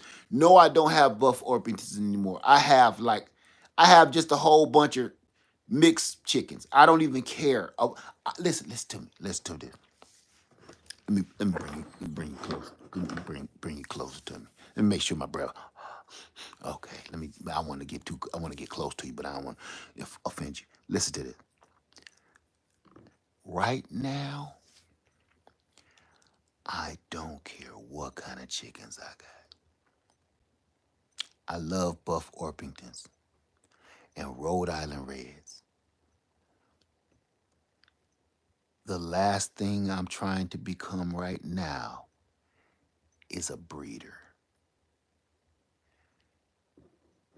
Right now, I'm trying to get free food. And when I go to the swap meet and see that lady, her name is, oh, I don't got, her name is like Regina. Regina, she said. I said, yeah, y'all seen Gina? I'm over here. I said, Regina. It's a Regina. When I go talk to Regina, y'all know she Hispanic. Regina, when I go talk to her, she said, you back for some more chickens? Huh? You want some more chicken? Which one you want today? Huh? Man, I love going to the farmer's market, man. And when I see her, she's so cool. As soon as she see my truck, she said, hello, Mr. 73. Ah, you back for some more chicken? Hmm? How many chickens you want today? Did you get killed again? You get some more killed? No, they didn't get killed. Hold that down, Regina. So every time I see her, I know it's on. I don't care. I said, just give me some that look like they about to lay some eggs. Is they about ready? Oh, this one a little, I don't know. She a little young, you know. Give it a few months or something. She will be laying soon. She won't shut up. I'll be like, give me her. Give me the one that won't shut up. Yeah, get rid of her. I give you half off. Half price for you. Cool. Thank you, Regina. And I'll see you next week. I'll see you on Sunday. Because I got to go back to Columbia. And on my way back to Columbia, I'm going to see you. Right? Listen, I got 4 chicken coops now. 4. And I'm going to fill them up. I want laying chickens. I really don't want no meat birds, not necessarily. Like I told my wife, I love keeping chickens. I love eating eggs and everything. I don't look forward to making them go night-night. No, I don't look forward to making them go night-night. So I think I'm just going to fill up 2 cages full of birds. And then 1 cage going to be for the incubator. And the other cage would be like, I'm going to just leave it open for whatever, separating cage or whatever. But yeah, man, listen, y'all, come here for me. Oh, hey, look, let me tell you something. Hey, how many people out there is been in the store and seen the prices already? Now, ain't nothing happened yet. Ain't nothing happened yet. Y'all seen the prices and you can't find stuff? When I did the video the other day about how I feel anxious, everybody took that the wrong way, right? They took it the wrong way. I don't feel anxious like I'm some kind of punk. I'm talking about, I'm like Phil Collins. Everybody say, you shouldn't be showing signs of weakness. God didn't give you the feeling, the spirit of fear. I didn't say any of that. I told you I feel an ants in my pants and I need to dance. You don't be feeling it. You go in the store, I got ants in my pants and I need to dance. Every time I pick up some pickles or something.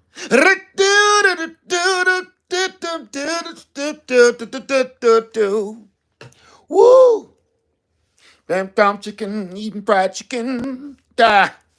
Ants in my pants and I need to dance.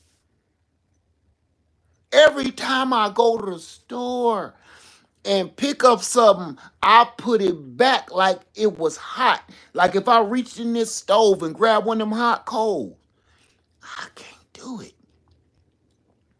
I keep saying to myself, this pack, it's a I got a pack of chicken thighs in there.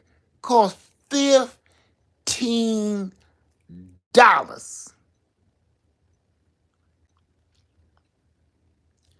$15 for some chicken thighs. Chicken thighs used to be mixed with a pack of chicken necks, and you could get them for about $1.50, $2 for a bucket of it back in the day. Chicken thighs and chicken necks. That used to be the gizzards, necks, hearts, and thighs. People used to throw them away. And I'm paying $15 for chicken thighs. I just shook my head when I bought that chicken. I just shook my head like, it's either me buy this chicken here or I'm going to take one of them for a ride. Put them in the trunk, Rocco. One or the other. Yeah, I don't even look at wings no more. Looking at wings is like looking at filet mignon. Looking at chicken wings is like looking at ribeyes. Don't even bother. I don't even bother. So, how many people are thinking about keeping chickens this year? Or would like to? Or would even like to?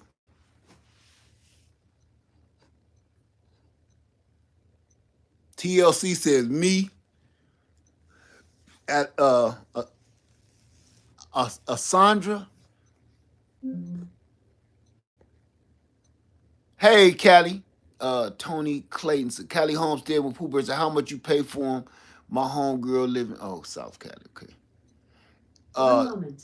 I couldn't find anything for how Echo. much I pay for my... Cancel. Sylvia said, I'm getting me some chickens this year. Okay. Josh said, I would love to, but I don't have a house to keep them in. I'm sorry to hear that, my friend.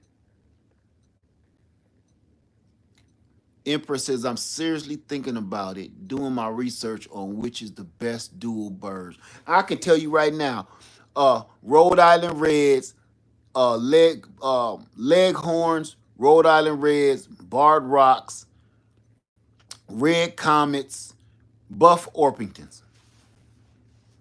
Those are all my favorites. Sister Spice said, I'd love to have some, looking into it now. Let me tell you something. This, I keep...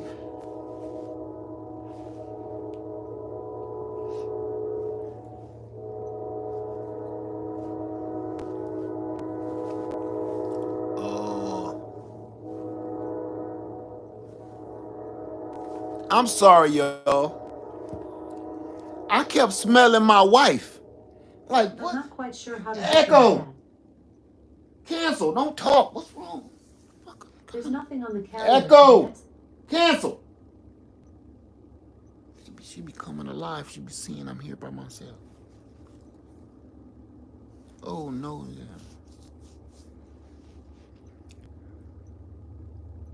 Sweet Butterfly said they won't allow us in my neighborhood, but we might become rebels. That's what I say. I kept smelling my wife, and it was kind of freaking me out. But I could her. This is where she was sitting. I could smell her butt. I mean her perfume. I could smell her perfume. But this were her cheeks. I'm like, maybe it's time for me to go home or something, cause I'm gonna have to postpone this work. I'm sitting here in the middle of the night smelling my wife. You know? So got a little weirded out for a minute. I'm sorry, I know that looked crazy, but I'm like, I'm looking for her, see if she peeking through the window thinking I got somebody in here, hear me talking or whatever. Man. Yeah, she been dusting that plate.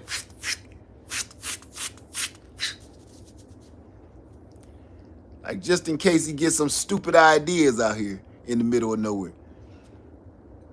And it'll say, Led, you drinking water? But yes, I am.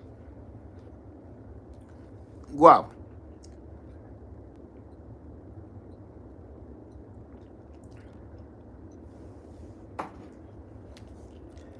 Yeah.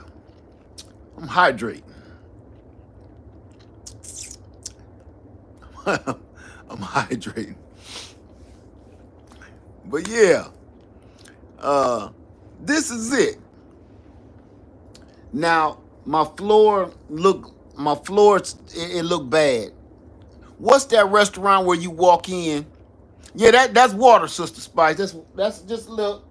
It's a little energy drink. It's just a little energy. I just poured a little energy drink in it. Electrolytes. Let me see.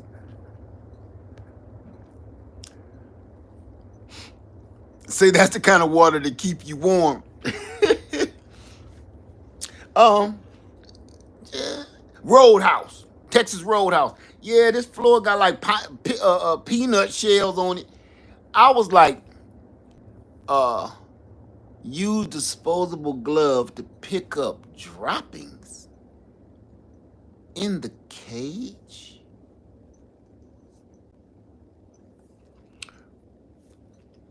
Wait a minute, I got one.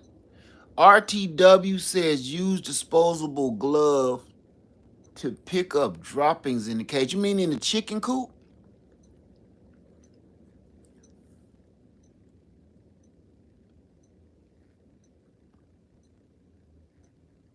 No, no, you thinking about a little chicken coop? Oh, I don't touch no poop. And then put them out during the summer. Art, what's your name? RTW. No, that's not how we do it over here. No, you just let them keep pooping on the ground in their coop. I got a big coop. It's like a 10 by 10 coop. And every time they poop, they scratch around. You throw some grass clippings after you cut the grass in there, right? And then they poop on the grass and they scratch around. And then you throw some leaves in there. And they poop on the leaves, then they scratch around. You throw some more grass, it's time to cut the grass again. You keep doing that all year. You won't smell anything.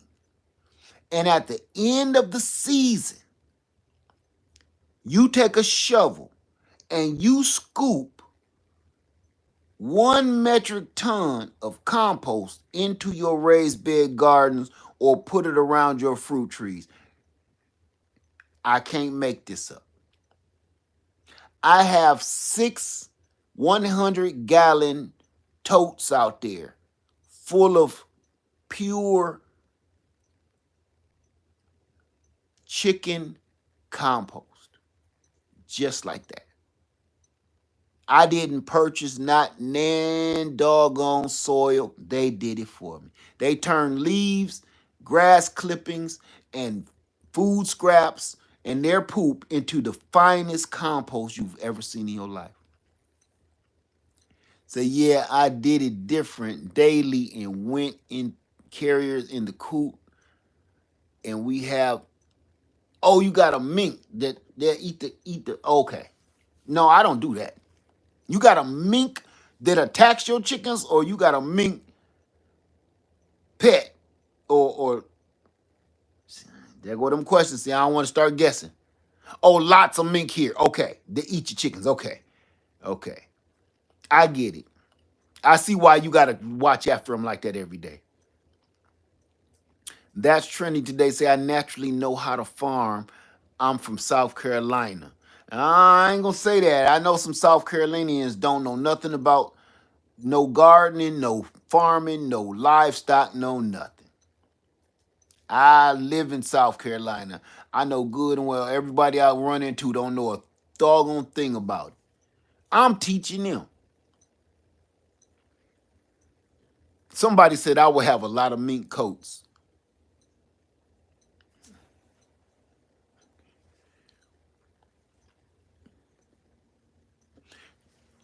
I'm telling you, hey family, get you some chickens. Let me cut this fire down. Good God. Look, let me show you this when it be rolling. That boy rolling. Let me close this door all the way. Let that efficiency kick in. That's what I like to see right there. That beauty. That's so beautiful to me. Golly. This why this is why I like the new efficient wood stoves. Because that fire dance that goes on when you shut the door and it's airtight. You talking about? You could sit here. You don't even need to see TV.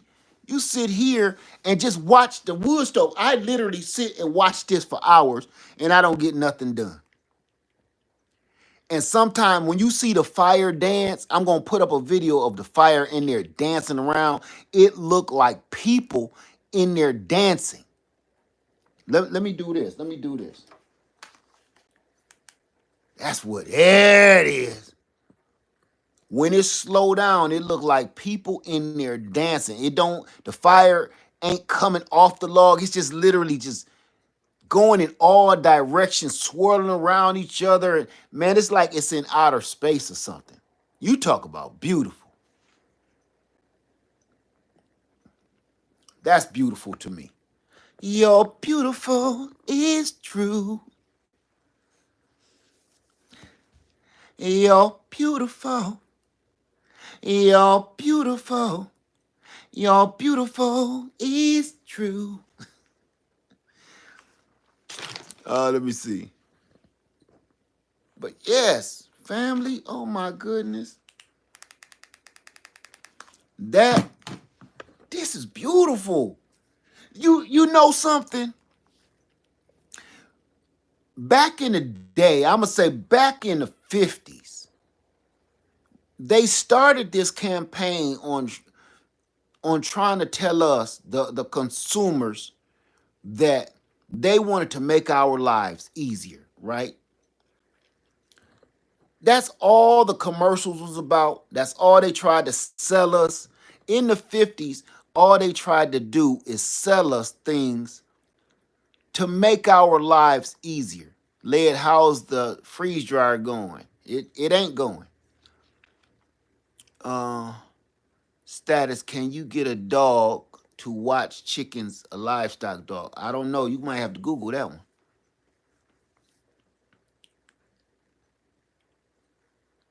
Let me see. Back in the 50s, they they tried to get us, they sold us bigger vacuum cleaners, crazy vacuum cleaners, crazy dishwashers, all kind of contraptions to make our lives easier, right? Everything they did in the 50s, they marketed as to make your life easier. They said now the wife don't have to work all day. She can sit and watch the soap operas and sit and read a book instead of sitting up washing dishes all day. We got this new dishwasher. We got this new washing machine. Wash all the clothes. You don't got to hang them out on the line because now we got a new clothes dryer. In the 50s, they went real hard with that. And here we are, almost 70 years later, 70, 80 years later, whatever it's been. Where do you purchase wood burning stove from? You can purchase from anywhere, really. Um, is our lives easier? I'm asking for a friend. Is our lives easier with all this technology that we have? We literally have miniature computers in our pockets. Everybody, you're watching me on one right now. You have technology that you're watching me on right now. If you knew how to use it properly, you could do anything with that kind of knowledge, right? No, That ain't what we use it for. We use that knowledge to watch twerking and slap contests. So here's my point.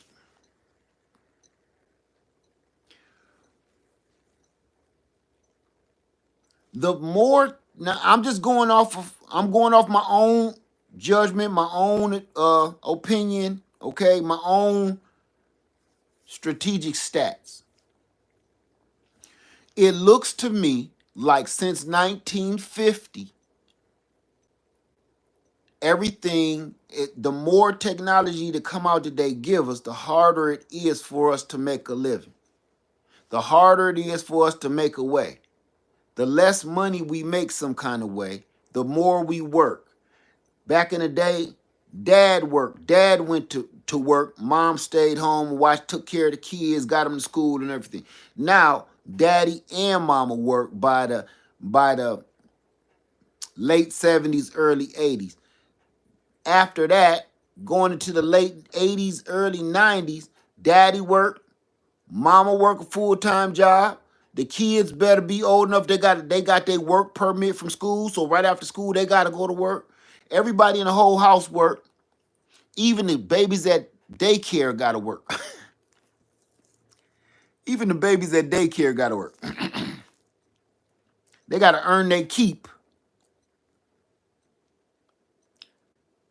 I'm saying all of this because I'm thinking to myself, for what? For what? Why are we doing this? You know something? They've been telling us for so long what we need to make our lives easier. They keep saying what they're going to give us to make our lives easier, right? That's what they've been telling us all this time.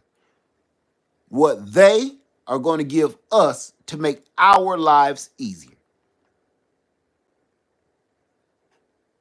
But they forgot to mention they're going to give it. No, they didn't lie. They didn't lie. They were serious, and they was right.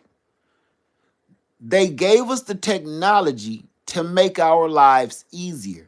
They did. They did not lie. They gave us dishwashers, washing machines, dryers, and vacuum cleaners. They really did give us technology to make our lives easier. They did not mention it cost a fortune. And when you found out how much it cost, it made your life easier technically on that task, whatever appliance it was, but you got to work longer hours or pick up a job or a paper route to go pay for it. They forgot to tell you that part. So here we are in 2025, and everybody is working their butts off just to try to get by and keep up, because they've made it now where you got to keep up or you will be left behind and probably end up on a park bench if you don't keep up with the masses now, because technology is moving. It's not optional anymore. There's jobs telling you now, if you don't have a email address, we can't even give you the job. If you don't have a social media site, we can't give you the job. If you don't have an email, social media site, can we text you? If you don't have a cell phone where they can call you any waking hour, we can't give you the job. So technology has made it where, honestly, if you don't keep up now, it's not an option anymore like it was in the 80s and the 70s. Now it's forced upon you. If you don't have these certain technologies like a cell phone or a computer, you can't, it's almost like you can't assimilate with the rest of society. They won't let you in. I'm saying all of that to say this. They keep telling us what they got for us to make our lives easier, and we ain't even telling them no.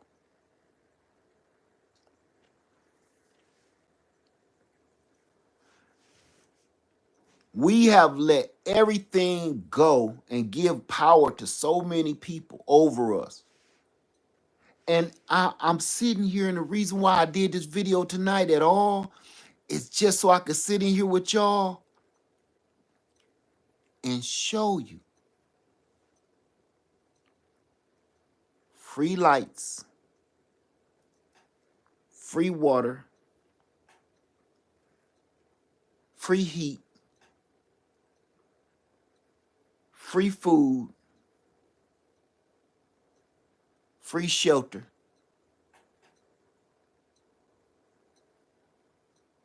What am I missing? Water, shelter, heat, cooling, food, free. Free sewage, free sewage.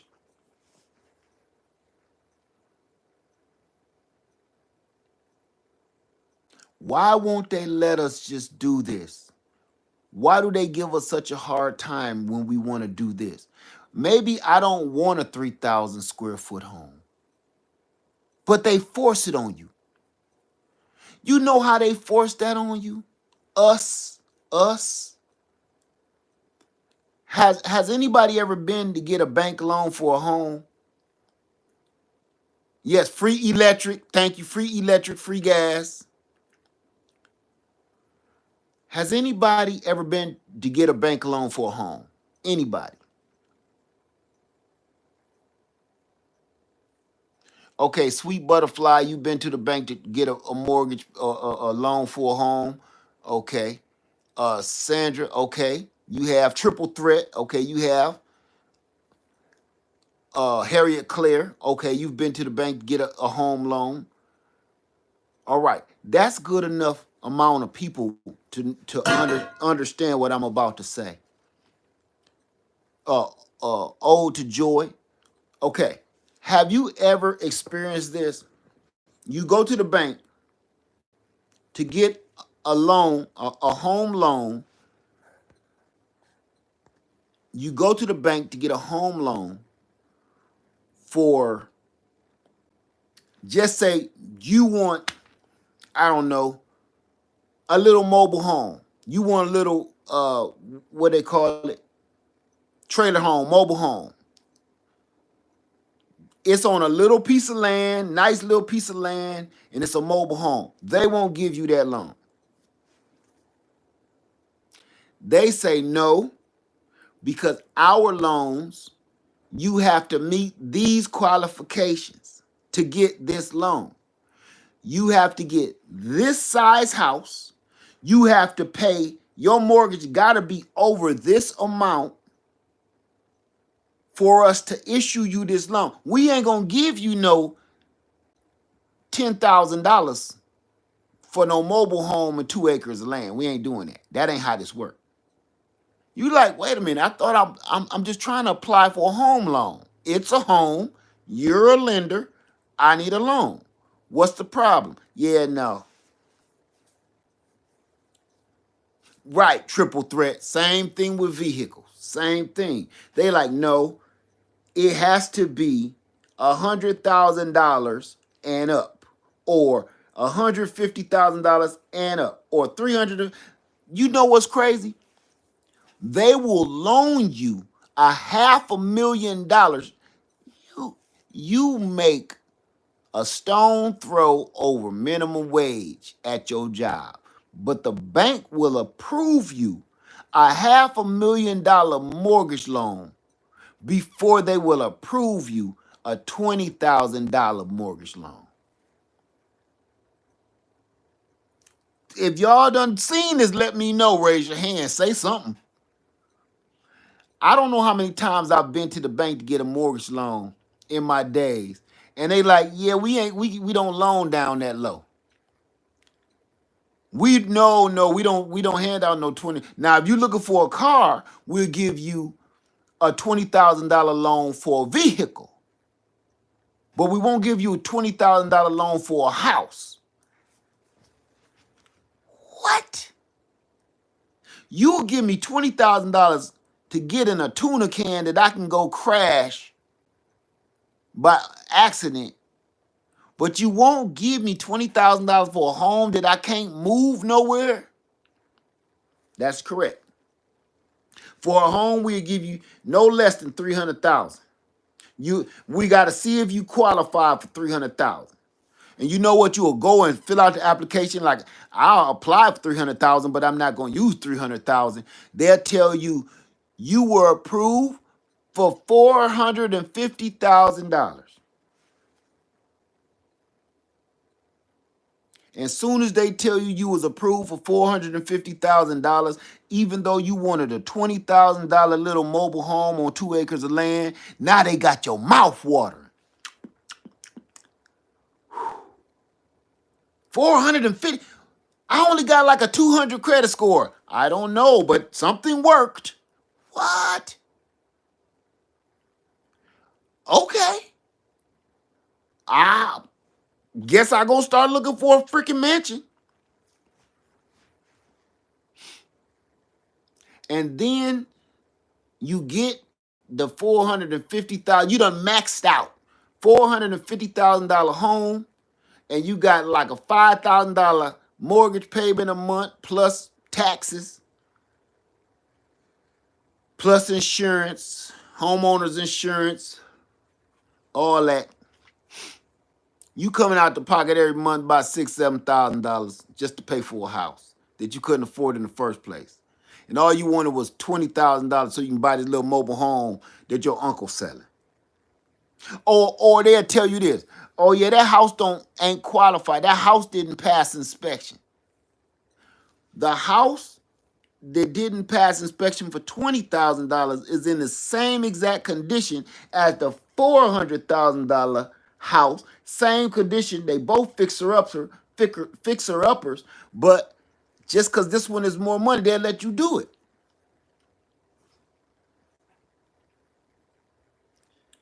Next thing you know, you in the trap. They got you by the nuggets. Why on God's green earth do we need all this stuff? Right? Why do we need all this stuff? The longer I stay out here on this land and the more I go camping with my friends and family, you start to realize I don't need all these clothes. I'm going to tell you something. When I go home, I've been thinking about this for a while. When I go home, I'm going to take everything out of my closet and take it to the Goodwill. I got clothes in Rubbermaid bins. I got clothes in the closet. I got clothes in about 3 or 4 dresser drawers. I got clothes in the attic. I got clothes right here. I got clothes in my truck. But you know what's funny? All I wear is about 5 or 6 different things. The other clothes don't see the light of day.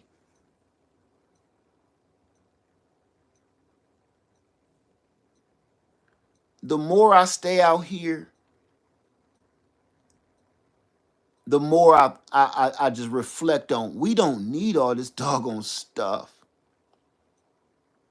We don't need it.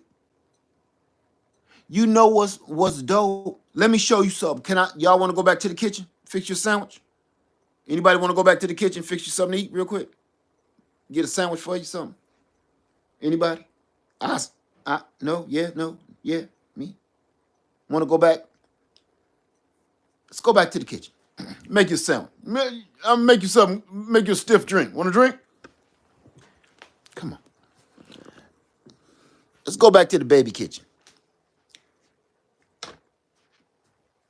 The reason why I keep showing this baby kitchen is because it just reminds you you don't need all that freaking stuff. You don't need it. And you want to know something else? I'm going to show you this too. And this is why I really wanted to bring you back to the baby kitchen. This is like the Fisher Price kitchen. You know what this makes sure that you do? Now remember, I'm on I have a limited water source. I have limited electricity to run it, to pump it. I have a limited amount of hot water. So everything I do is calculated. From washing my hands to washing a dish to anything is calculated. I don't do anything without the stopper being here. Because I need to use as much of this water in the many ways I can until it's unusable. I cut this water on. Let me just show you.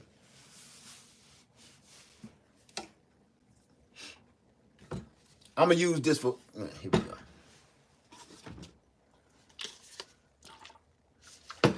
First, lather your hands up. I don't even cut the water on. We don't do this in your house. You don't do this in your house. Lather your hands up. Look. You needed a drop of water to wash your hands. You need a drop of water, right?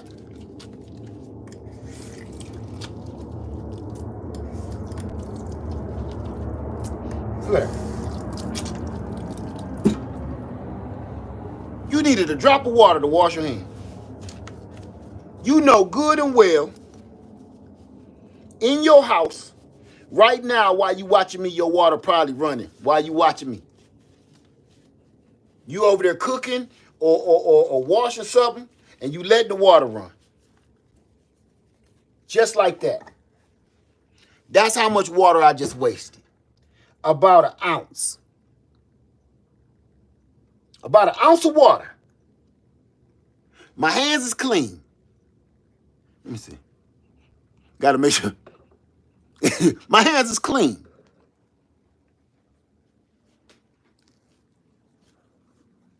Everything you do is minimalistic because my every waking thought is I need to check the supplies. I need to check the supplies. I need to see how much I got. Everything, you just can't go letting it run all willy-nilly. I gotta let it, let me see. Cut the gas on. Cut it on low. Oh, I forgot. See, minimalistic. I done cut the tank of gas off. I did that naturally. Make sure everything is off. Always make sure everything is off. Right? Who the hell is, look at this dude. Who was that?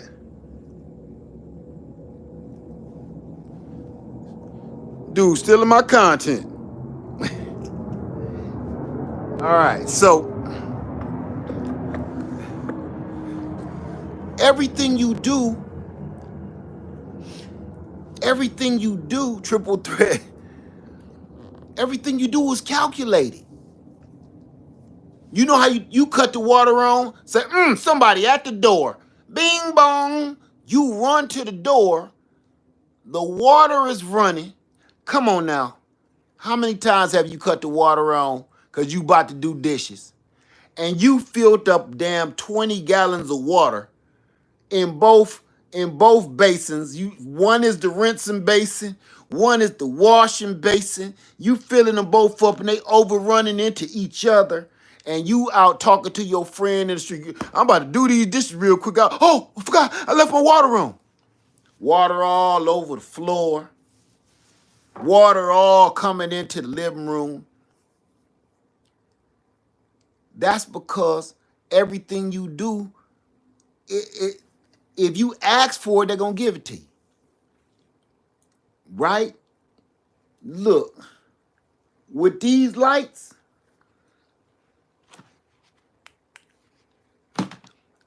I'm telling you, I got a diesel heater. I got a diesel heater.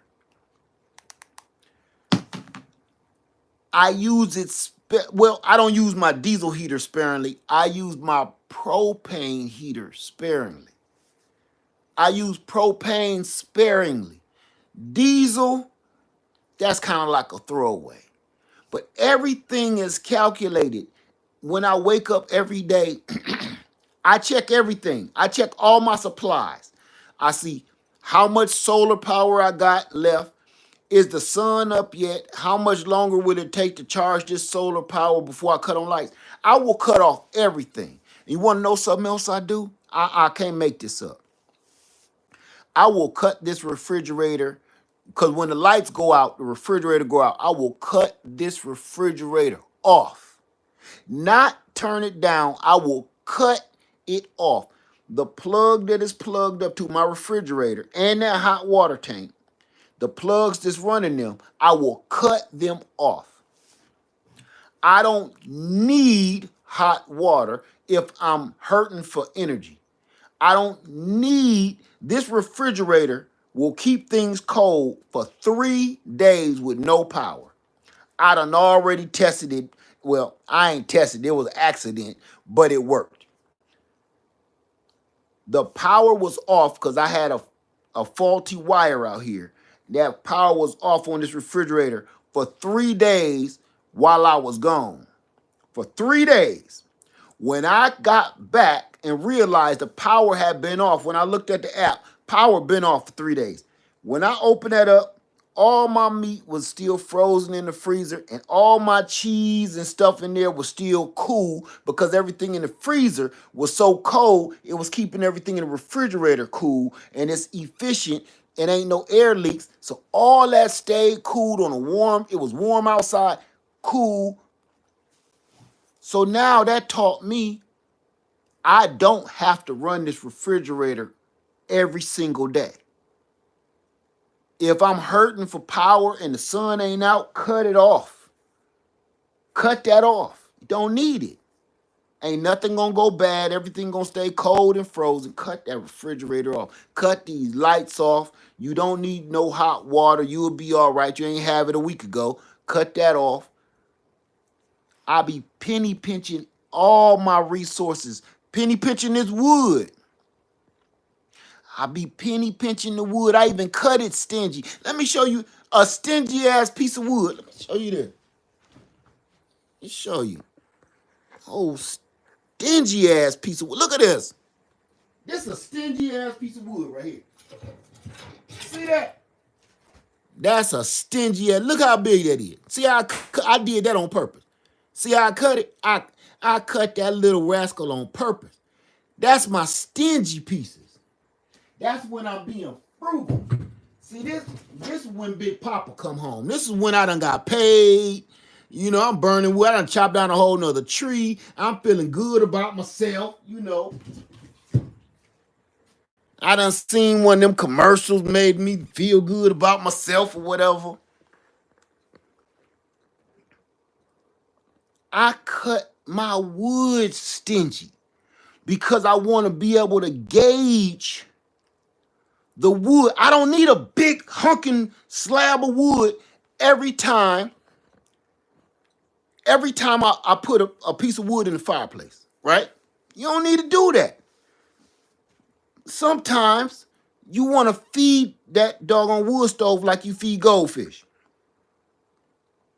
A little bit, just throw a little bit. Or you trying to conserve this wood for a real cold day. Throw that in there. Look at this. Look at that temperature. It's a game. It's a game that we forgot how to play. How many people, ladies especially, play hopscotch when you was young? Played hopscotch. Or played jacks with the real jacks, the metal ones that you step on and got to go to the hospital. Remember that? Playing hopscotch and jacks and jump roping and red light, green light and ding dong ditch. All of that. Remember them games that you like? I kind of remember that. Remember Monopoly? Remember People? Remember I going on down the line. But remember all those fun games? Hey y'all, living sufficiently and efficiently is a game that we used to play that we just forgot how to play. That's it. Operation. We just forgot how to play this game. That's all. This is a game.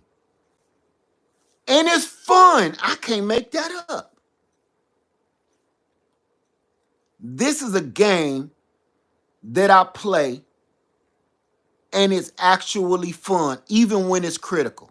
Even when even when I might get myself in some trouble. Like man, you it's getting really cold in here. You playing too much. Think about it. It's it's a game. Think about this. This is a survivalist game I'm playing. This is a survivalist game. This is the real game of Survivor. Forget that TV show. This is the real game. How long can you go without going to the store?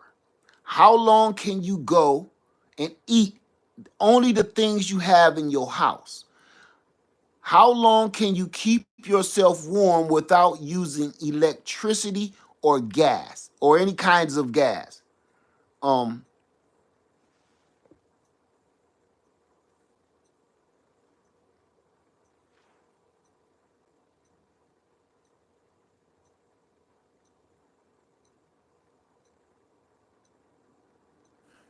how long can you conserve your water, or how do you collect water? All of this is just a game. It's a fun game. Making sure your solar panels is facing right towards the sun, because the sun, you only get so many sunlight daylight hours during the winter months. So from from sun up when it come over the trees to sundown when it go back dip down back below the trees, you got about 6 hours of sunlight, right? No, about 10 hours of sunlight. Six intense, 6 intense hours of sunlight. You got to make sure everything is running right during that time, because what you're going to see is tomorrow might be raining. You better collect all your power that you can, because tomorrow is going to be raining, right? You ain't going to have no sunlight. So all you got the refrigerator running, you got your lights on, cut all this off, cuz tomorrow you got to sip it. That's right, TLC. Every little bit count. Every little bit count. Harriet Clare says, yes, when I started survival living, I changed my lifestyle. I need less, only what I can carry and absolutely need. Amen to that, Harriet Clare. It even make you start eating less.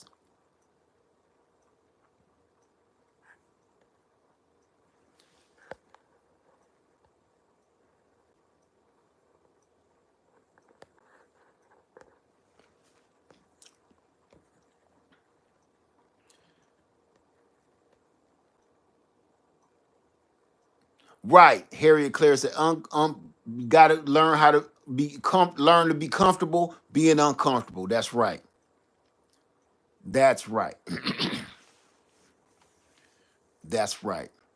You are so right. You are so right. This is it. It's honestly, oh my God, how to go to bed in the cold. How do you go to bed and get some sleep? It's 25 degrees outside. You don't have a wood stove. You might have a buddy heater. You may have a diesel heater. What I'm asking y'all, How would you stay warm if you didn't have a wood stove? Oh, TLC. That's why I didn't want to show y'all my bed, because I got blankets on blankets on blankets. AM Art said I can answer that. Answer it, AM Art. How would you keep warm without a wood stove?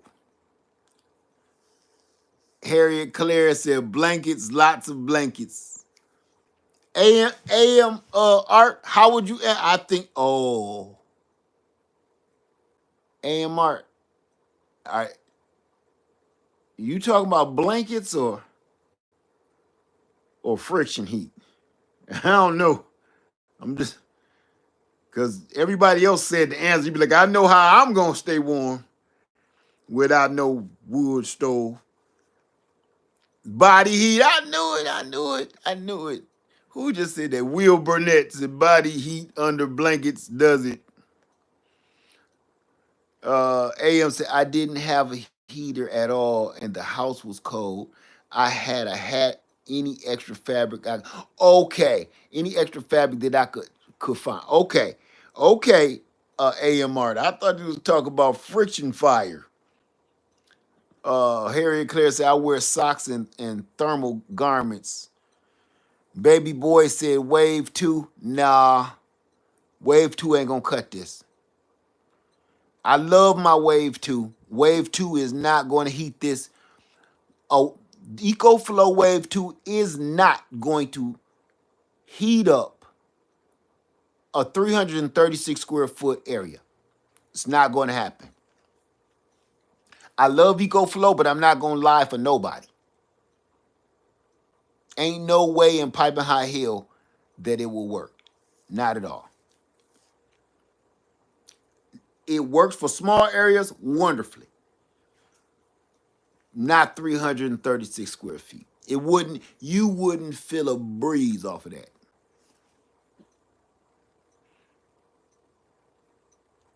AMR said, I was typing it up still. I was by myself. I am single at the moment. I had a sweatshirt, sweater, cardboard on the floor, which was bare wood with cold air too, and blankets over the windows. Okay, okay, okay. I'm just checking, just the way you had said it. See how I'll be reading questions and stuff wrong? I told that's why I don't be answering. I don't be being mean. I just don't like answering if I'll be done saying something crazy. Hot water bottle.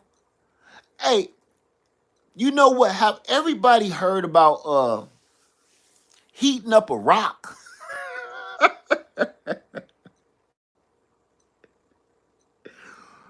Have y'all ever heard of heating up rocks? And I'm not talking about in a trap house. I'm talking about people would get these big old smooth river rocks. Yeah, smooth big stones and put them heat them up, put them in a sock and put them under your pillow or under your cover or something. And keep you warm under the blankets at night. Oh, somebody was telling me about some, yeah, you got to heat up some rocks. I was like, man, I don't smoke. You'll feel much better if you go and heat up a few rocks and put them in the bed with you. Just say no. I don't get high, bro. I don't get high. What you talking about? You and your rocks. I don't smoke. I don't smoke. Never have, never will. Like, man, we talking about heating up rocks. I know. I know. Just like Pookie on New Jack City, they had him heating up rocks in the Taj Mahal. I know. No. Have y'all heard of heating up stones and putting them in pillowcases or something, wrap them in blankets and bring them in the cover with you, stay hot all night? Sylvia, I said, yes, I have pea gravel all over my garden and then make a microclimate for my garden. I have tomatoes that went through the freeze. Okay, okay. TLC says small generator. and car blanket or a throw heating pad with a ton of blankets. Okay. Sheila, put a tent on the top of the bed and create a micro environment. Place it in the smallest room in your house. You know what? As crazy as that would look, it doesn't sound crazy.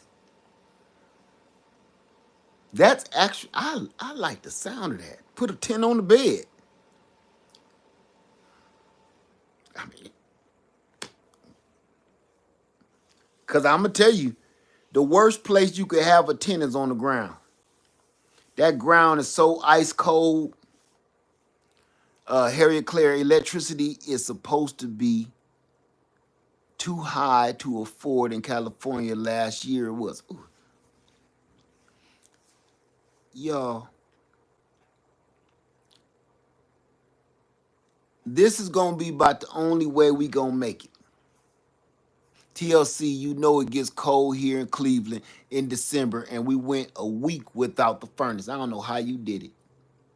I'm TLC. I might be talking to a ghost. You might think you alive. You ain't even alive. You was in Cleveland, Ohio in December with no furnace. You need to pinch yourself, see if you still here. You might be walking amongst us. Man, I'm telling you, this is how we get back to normal. Right here, y'all. This is how we get. Look at that. Look at that. It's dancing. It's dancing in the pale moonlight. It's dancing. It's dancing.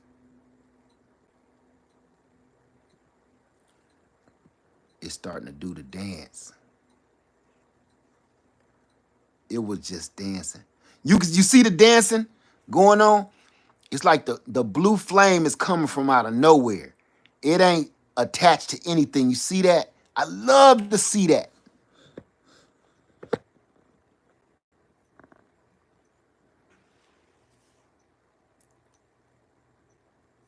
That's exactly what I'm talking about. And sometimes it just go around in circles.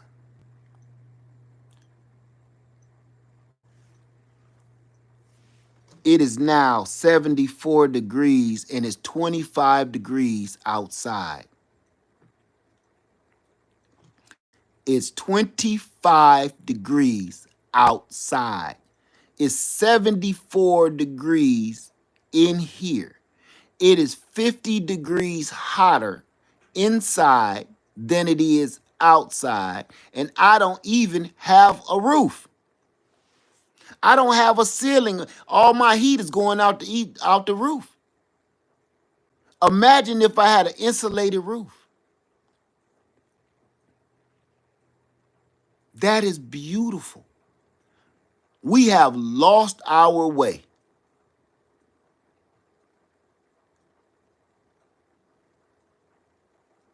There was a time where there was no television set, and people used to sit in front of the fireplace and talk or read a book and watch the fire.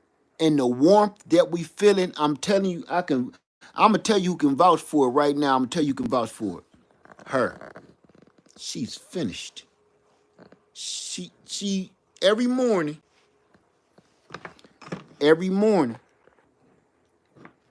I'm gonna tell you what she do. We wake up, I take her out to go pee. She go out and do her business, and she come right back in here and sit right down there on this mat or the carpet right in front of this, and will sit there and warm up for about an hour, and then I get her something to eat, and we both have breakfast. But she will not move. She either sit on this mat right here. Let me show you. She either sit right on the mat, or she'll sit right on this carpet, or she'll sit on this footstool right here, right in front of the fire. And where we sitting, how good it feel. That's like the only time she ain't all alone trying to get on my lap and jump on my head. We both sit in front of this fire, and after she eat breakfast, she'll get back on her stool or get back on the carpet, and we just sit here and get our thoughts together for a minute and watch this fire until it start to tone down. Then we get our day started and start getting work done. But this fire just reminds me of how people used to do things back in the day. Wake up, warm up, talk about what's about to happen. As the fire died down, you get your day started. Right now, I can hear that water boiling. It must be getting low. And then I got the fans. I got the triple and the dual fans going. The circulating the heat around the whole shed. They're run off of heat. They ain't electric or nothing. They're run off of thermal heat. All I got to do is get that thing hot and they blow this. I can fit it way over here.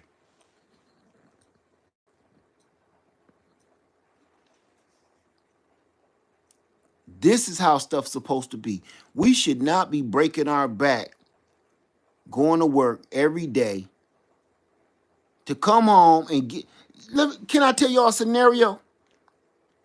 Let me tell you a scenario. I told my friend, and maybe you know, or maybe you don't. Either way, I'm gonna go ahead and say it. You're working for free. You go to work for free. I don't care how much money you make. I don't care how much you pay in taxes.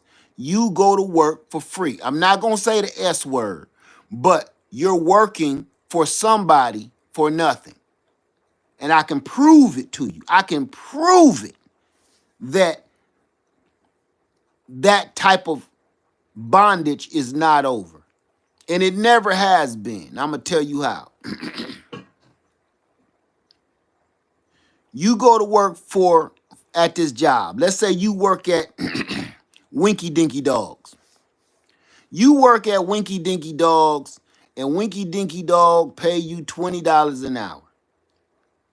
You make a pretty decent wage, and you got a little bit more than everybody else around you. Winky Dinky Dog got you going. You got you a nice car. You got your nice house, nice little yard. You doing good for yourself. But it's all kind of a facade because you're not really truly making any money at all. See, this is how. You're working for room and board. You're working to eat and have somewhere to lay your head. You're working for room and board. This is how. Because the owner of Winky Dinky Dogs pay you a wage. Now, he pays you a wage, $20 an hour, so you can go and buy some groceries for your family. You can go buy a house for your family. You can go buy a car for your family. You can go and take your family to the movies and take your family to the mall to go shopping. You make a decent wage. But what the owner of Winky Dinky Dogs didn't tell you is the owner of Winky Dinky Dogs owns every store in the mall. The owner of Winky Dinky Dogs owns the car dealership. The owner of Winky Dinky Dog owns that mortgage financing company. And the owner of Winky Dinky Dogs owns all of the facilities that you go and spend that grocery store. He owns stock in that grocery store. So the owner of Winky Dinky Dog pays you $20 an hour. And all you do is give him his money right back because he owns all of the other stores or he has stock in all the other stores. So you give him his money right back. Now I'm about to really kick you dead in the nuts. So listen up. Not only do you give him his money right back because he owns stock in every store you about to spend your money in, but he took taxes out of your check before he paid you, right? So he took a third of your earnings before he paid you. But then when you go out into the stores and out into the world to spend the money that Mr. Winky Dinky Dog gave you, he's also going to charge you another tax on top of all of the goods and services that you're going to spend with the money that he gave you. So not he didn't just you didn't just give him his money back. You gave him 2/3 interest in taxes on top of it. This is the nasty, dirty game that's being played out here, and we the suckers. Mr. Winky Dinky Dog owns everything. Now, I said the name of the shop is Winky Dinky Dog. The name of the business, Winky Dinky Dog. But because I didn't want to name no real businesses like the ones that make that chocolate, the ones with that big old funny looking mouse, I didn't want to name them companies. I didn't want to name them. But everybody think that mouse, that big old mouse with them red pants on, they think that's all they own. Just because they got famous off of children's stuff, man, they got their hands in stock in oil. They own the oil companies. They own the media outlets. They own stock in everything we do. So if you say, for instance, like right now, it's a lot of people boycotting a lot of stores. And I'm going to tell you, I know this going to sound backwards. I know this going to sound backwards. And it's coming out of my mouth. I hope I don't regret it. But everybody is boycotting stores. Even I started boycotting that big orange box store. But because they was donating to certain people, right? But you know what? You can't win. Because this ain't 1942 where if you boycott a company, they're going to close down because that's the only thing they do. No, because if you go to a store that you're not boycotting, let's say like the blue big box store, right? The blue hardware store. I started going to the blue hardware store because they was on the up and up. But get this, they still carry the same products that the orange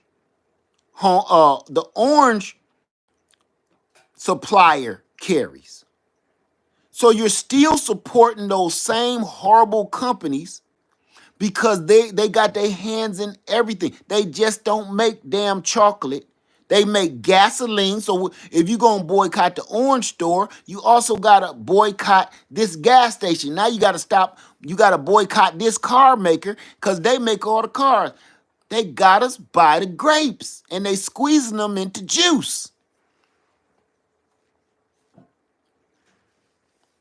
I'm saying all of this because what I'm trying to get through to you is you can stop it. You don't got to boycott anything. If you start growing your own food, if you sell your gigantic house somewhere and get you a little piece of land and put you a little shed on it, or a little mobile home, RV, van life, whatever, and set it on there. Get you a rain catchment system, some solar. You don't gotta boycott anybody. Because more than 50% of your food you can actually have coming out of your yard. If you change your dietary habits, that's number one. Oh my God. Oh, if you change your dietary habits, you can actually truly eat and support your family with what you grow. if you change your dietary habits, and if you, when I say change your dietary habits, it's not just what you eat, but how you eat.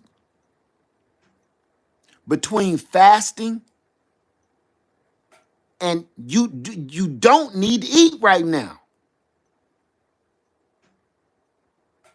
If we change our dietary habits and how we consume our food, we supposed to be using food as fuel, not for fun. If we teach ourselves how to use food for fuel instead of food for fun and habit, then we'll consume less. We'll get leaner and stronger and healthier.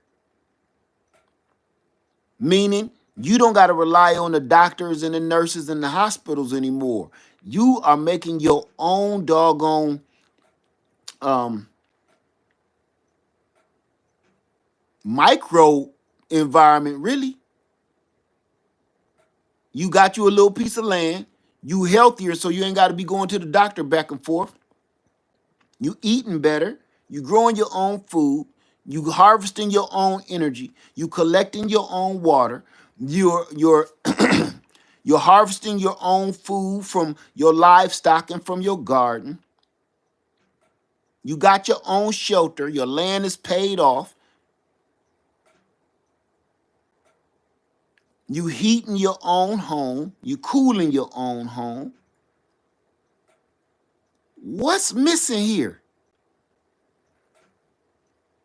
You don't have to be boycotting nobody. And if you really want to stick it to the man, if like we say,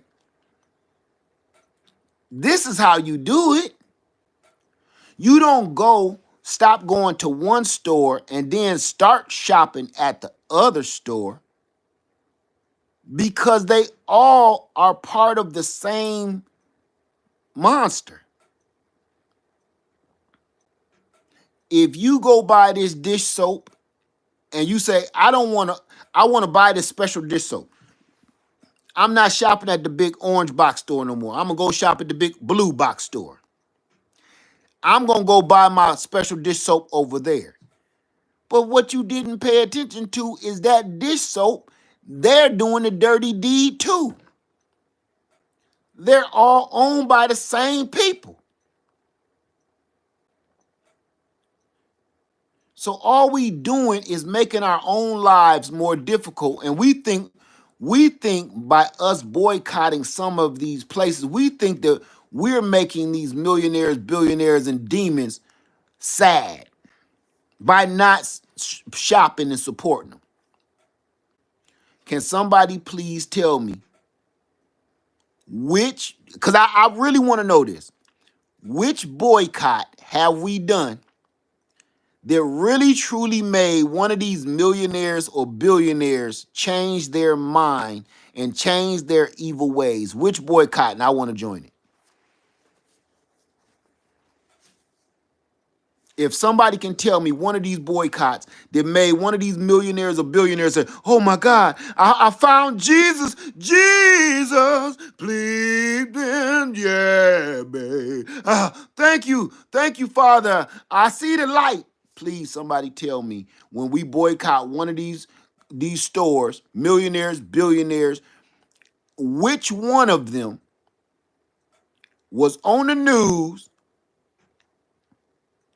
and was ready to go be baptized and change their ways? Please, somebody tell me one of them, while they sitting there laughing at us on the news and we sitting here hungry. We ain't eating this certain food we eat no more, or getting this certain product we normally get. And the millionaires some kind of way keep making more money the less we buy from them. Absolutely right. Not nan damn one of them is hurt at all that we ain't shopping in their establishment. Not one. You want to know why? Because they know exactly what I just told you. This dude just don't sell cars. He sell rocket ships to the same government. He don't just sell cars, he sell robots. He don't just sell cars, he sell nanochips and nanobytes to go in all his computers and cell phones that you're looking at right now. While you sitting here boycotting that man's car, he laughing at you because you talking on his microchip inside your phone. They got and he probably got stock in chocolate. Look, he even went over there and bought a whole social media site. He controls the things you can and can't say on this social media site. You think you're boycotting him because you won't buy his dumpster truck. I mean, whatever it's called. But you don't even know. You went to the store and bought a pack of cigarettes. He got stock in that too. You think when you went to the store and bought your Borden's ice cream that you ain't supporting him? No, he got stock in that too. They got stock in all. Look, these millionaires and billionaires got so much stock and a grip and got their grimy fingers in everything so much that they can even buy politicians. Think about that. We know the problem. We done talked about the problem. How do we fix it? Let me make this stop looking like the depths of hell for a minute. Okay. That was looking kind of grim there for a second, what? Okay. How do we make it? How do we fix it? Yeah, that was kind of looking like purgatory. Purgatory. That was kind of freaking me out. How do we change it? Read my journal. Says unplug. Unplug.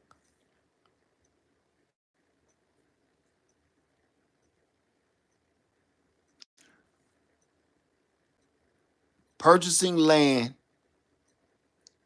and minimizing your lifestyle is not a trend. I mean, it is a trend, but it should become a way of life for everybody. TLC in the Garden said, by going back to our old ways, being less dependent on the system and making our own system. Triple Threat says, going back, back, back.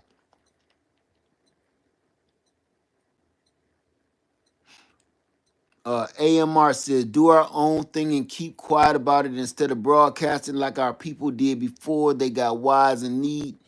Uh, they got wise to our need and community and use it against us. CJ, be as self-sufficient as possible.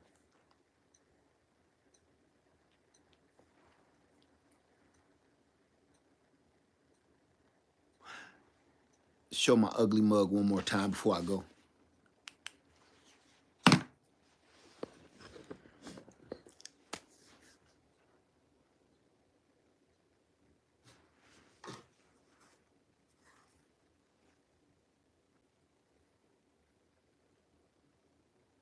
I need you to think about this. Everything I just said is the truth. It wasn't my opinion. It was the truth. Me and her,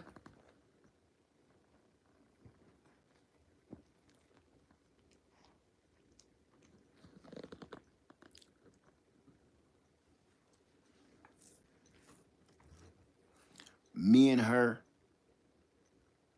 nice and toasty, cozy.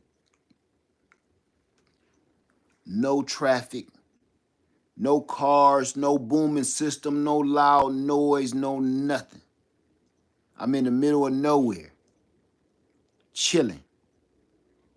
Every blue moon a train come by somewhere in the distance. Every blue moon a plane fly over in the distance. Think about that.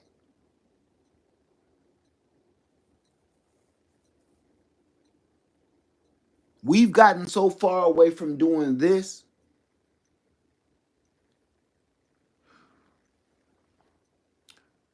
We have been wanting more so much. We didn't know when enough is enough.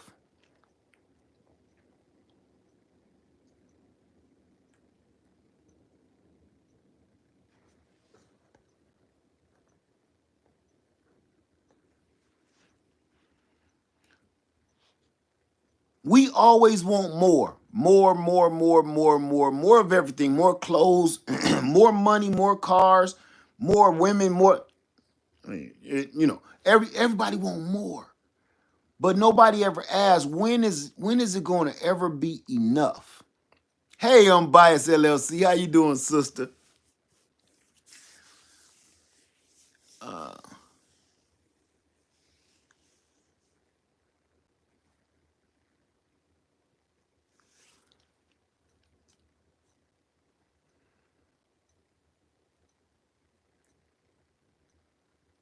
I think we just need to minimalize everything. I'm gonna be honest with you. I know, right? I know, Unbiased. And them shoes was fire. That's all I gotta say. Them shoes, you killed those. You killed them. Listen to me. Off the subject. Unbiased LLC. It's some crime tape and some crime scene investigators around them shoes you just made. Do you hear me? I need you to take another picture of them boots and put some police crime scene tape around them. Okay? Because you murdered them. Murder, she wrote. Murder, she wrote. Murder, she wrote. Na na na. Murder, she wrote. Boy, you killed them. You killed them boots. I saw your post and I thought they was fake. I thought you did that with AI. I thought you AI'd some boots. I'm not kidding. I thought you AI'd some boots. I said, she ain't do that. Now I know she good. And I've been seeing people AI, they post and they thumbnail. I know she ain't AI some boots. Murder, she wrote. Murder, she wrote. Murder, she wrote. Na na na. Unbiased. Y'all better go either look at my community post or go to Unbiased LLC's channel and look at her community post. I'm not going to even tell you what kind of boots. You will see them. When you see them, you're going to know what I'm talking about. I'm not going to announce it. Murder, she wrote. Murder, she wrote. Murder, she wrote. Na, na, na. Woo! I said, damn it, look. I know these is for ladies, but them is, look. Them mugs in the corner. Look, you take them boots and set them in the dumpster and put crime scene tape around them. And roll them boots up in a dirty blanket, throw them in the dumpster, put crime scene tape over them, murder. And when they met, it was murder. Whoo! You tore them boots up. I'm telling you, y'all please go look at Unbiased LLC's boots. I know this is way off subject, but doggone it, you gotta see this. I ain't never seen nothing like that before. I feel like I know somebody famous like Versace or somebody. Like you did that with your hands, right? With your own hands. I put in that post. Y'all better get y'all Unbiased LLC. I got me one. Y'all better get your own. That's like that record back in the day. Man, let me borrow your Unbiased LLC. No, my brother. You got to get your own. Woo! Go get your own Unbiased LLC. That, I had to give you them props because I woke up to them. Like who seen that? Beyonce, I woke up like this. I woke up and seen them boots. I woke up like, damn, Unbiased. You made me cut the light on. turn the screen light up on my phone. Like, it's them boots. You made me put my contacts in. It's them boots. Ooh. Murder, she wrote. Murder, she wrote. um, she said, Sweet Butterfly said, did they have fish in the heels or the boots? Like, I'm going to get you, sucker. They listen to me. They may as well. I think if Unbiased made some goldfish boots, she wouldn't have the goldfish swimming in the heel of the boot. The goldfish would be able to swim around the entire boot, around the whole thing. She wouldn't stop at just the heel. She would have the goldfish around. If they swimming around the toe, they'll look like some Ugg boots, but they'll be like goldfish bow boots. And the fish will be able to swim around. They'll have a little gold reef around it. She would tear that. They wouldn't have nothing on her boot. Go and look at her boot. Now I know I'm talking about surviving and everything, but I'm telling you something. When I see God's gift, I gotta call it out. And that what you did wasn't normal. You got me talking about women boots. You understand what I'm sitting here talking about women boots like, man, I wish I could quit you. I'm sitting here talking about women boots. You understand?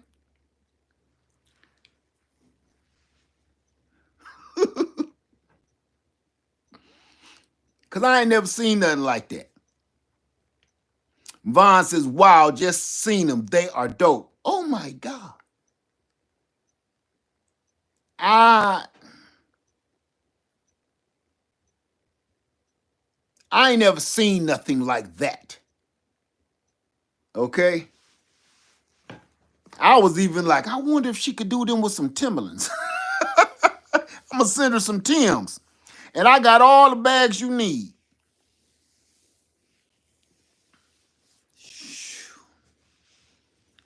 Anyway, I'm sorry, y'all. I had to, good Lord, Unbiased.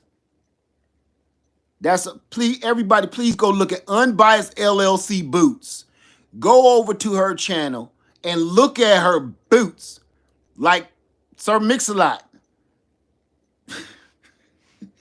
That's one of those rap guys' girlfriends. Ew, look at her boots. She's so black. Go look at her boots. Woo, crap. That right there, somebody rocking, knocking the boots. Go look at Unbiased Boots. Months of pleasure. And I'm ready.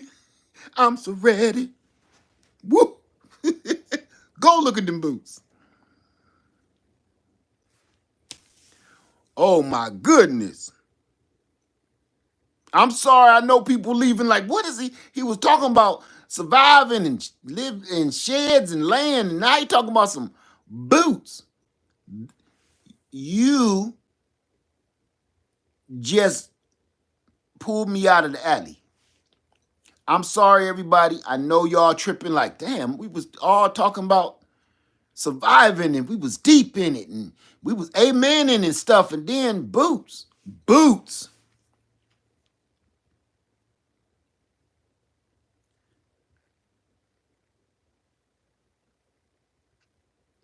The reason why I'm saying this about them boots, because can't nobody do that. Ain't nobody doing that. Ain't nobody doing that. Ain't nobody doing that. Ain't nobody out here doing that. Them boots, I'm telling you, that gift that you got, the way you can think, you know who you remind me of sometime, Unbiased, is 755 Media is who you remind me of. When I watch y'all work and I watch y'all artwork, You know what I think when I see your work or your masterpiece, or I see 755 masterpiece? I be like, what's going through their head? Like what are you thinking about? Like what went through your mind when you woke up and said, I'm gonna do this? I be like, I don't really look at the artwork that you put out. I'll be looking, thinking like, kind of brain is inside your head? Your head only about that big, you got a little body and a little head. I I don't know where your brain at, but I don't know. Y'all make me be wondering like, what is? We have geniuses walking amongst us. Now, okay, everybody be like, oh, let's stop. There we go. Let's get back on track. Let me tell you something. I know how I'm going to tie this artwork into survival. I'm going to tie this artwork from Unbiased LLC and 755 Media because I don't know how they do. I don't know how they brain work. I'm going to tell you how. Because remember, I keep telling y'all to find y'all folks. Find your people around you.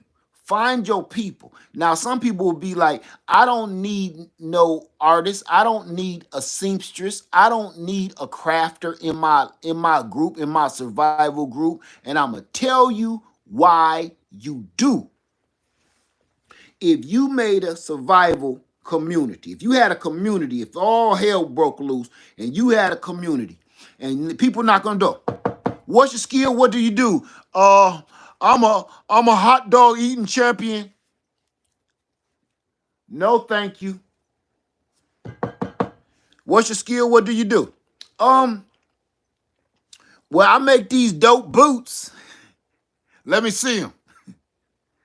I'm gonna tell you why you need artists and seamstresses and crafters.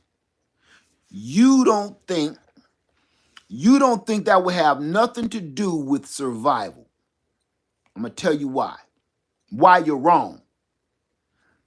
Their brain works on a whole nother spectrum than everybody else's do. When it comes to battle, war, strategy, strategic methods, and things that you need to do, they're going to be able to see things that you can't see. Artists of all shapes, sizes, they see the world different than everybody else do. Like, like they say, your dog can hear things, they can see stuff that you can't see, they can hear things that you can't hear, and they can smell things that you can't smell, right? You can't see it, but the dog know it's there. So what does that dog do? That dog alerts you of trouble. That dog telling you don't go in there. Don't go that way. That dog is barking at this wall for no reason. I get away from the wall. I don't know what's in that wall, but the dog is barking at the wall. Go this way. Because they can see, hear, and taste and smell things that your body is not built to do. To me, that's what artists do. They see the world through different eyes than you do. Your way of this strategic method that you working on might be like, I'm just punching through this wall. They are literally in their brain. They not even looking at the wall. They looking at a whole nother way to attack this situation where you don't got to get dirty. We don't got, if you just wait 2 days, we can just walk through the door. And you like, no, it'll be too late. Trust me. Artists. So I'm going to tell you that right there. My son is like y'all. I guess that's why I'm so deep up in it, because my oldest son is artist. I don't know where his mind be. I don't know how he do what he do. Okay? So I understand. I raised a child with a brain like the one y'all got, and I don't understand him. I don't try. I used to try to understand him or try to mold him into be more like me. I don't want him to be like me, and I don't want to understand him. I just know his brain works so different that he done got me out of a lot of pickles where I'm like, the hell you think of that for? Let him go. Let him cook. To me, Unbiased LLC. Uh, uh, uh, uh, Come on now. What's my girl? Unbiased. What? I always forget her. Crafty Leo. All of them. I don't know how y'all brain work like that. All I gotta say is y'all dope. Y'all dope. That's all. And I'm watching. I know I don't be in the chat because I don't be, I know y'all conversations be a little spicy. But I'll be listening. Man, y'all Crafty Leo, I knew it. I was watching Crafty Leo the other day and I was like, y'all be talking like y'all at the pizza joint sharing a slice and put y'all hands, man. I don't understand you. I just think it's dope. Go look at Unbiased LLC boots. Somebody rocking, knocking the boots. I'm gonna leave y'all alone though. But please go see them boots. And y'all gonna think right now I'm doing too much. And y'all like, leg clown. Here you go with talking about some damn boots. Go look at her boots on her community post. And I'm sure she got a video of her making it. And you comment on her video and then come back here and tell me you saw the boots. Everybody in here go look at them damn boots and come. I better have 500 comments to say I seen the boots. You ain't gotta say nothing else to me about nothing we talked about tonight. Just say, hey, Led, seen the boots. Give me 500 comments of saying you seen her boots, not those boots. I don't want to put you out there like that. Unbiased, like, yeah, I seen her boots. Not them boots, the boots that she made. Okay, I'm about to get off this video. I want to tell y'all I love y'all. I'm about to put this puppy to bed, and we got a lot of work to do tomorrow. Uh, but I'm telling you, family, oh my God, thank you for hanging out with me because I hope I was able to show you a little something how we could change our outcome. You gotta change it yourself. Stop. We can't wait on them to change it. Everybody say, man, the price of eggs is $15 for some eggs. Go get your own damn eggs. Stop worrying about what the price of eggs is. Go get you some chickens, and then they spit out you your own eggs. You'll never worry about the price of eggs again. All right. With that being said, thank you everybody for coming in. Thank you, Triple Threat. Thank you for coming in. Thank you, Missy Hawk. Thank you, TLC in the Garden. Thank you, Unbiased LLC. Thank you, Crafty Leo. Thank you, Tanya Reynolds. Thank you, Harriet Claire. All y'all ladies and gentlemen came in. Thank you, Ill Will. Everybody came in tonight. Thank you for coming through. We was just hanging out. I don't even know what day it is. I just stopped looking at the days. Everybody came through tonight. Thank you. I'm telling you, this works. This right here works. And I think if more of us did it, we'll freak them out. They'll be like, what the hell is... Y'all think y'all boycotting people because you ain't buying no Snicker bars out the blue box store?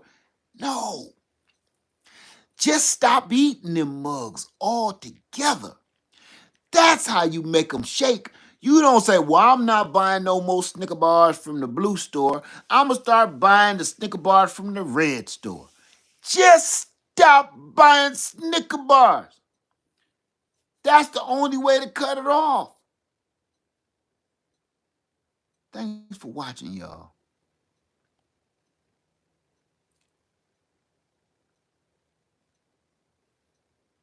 You know something?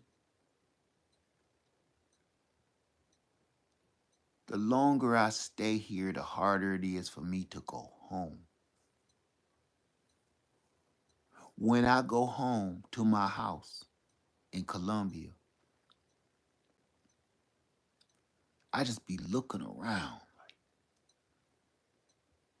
All this space, all this stuff, unnecessary.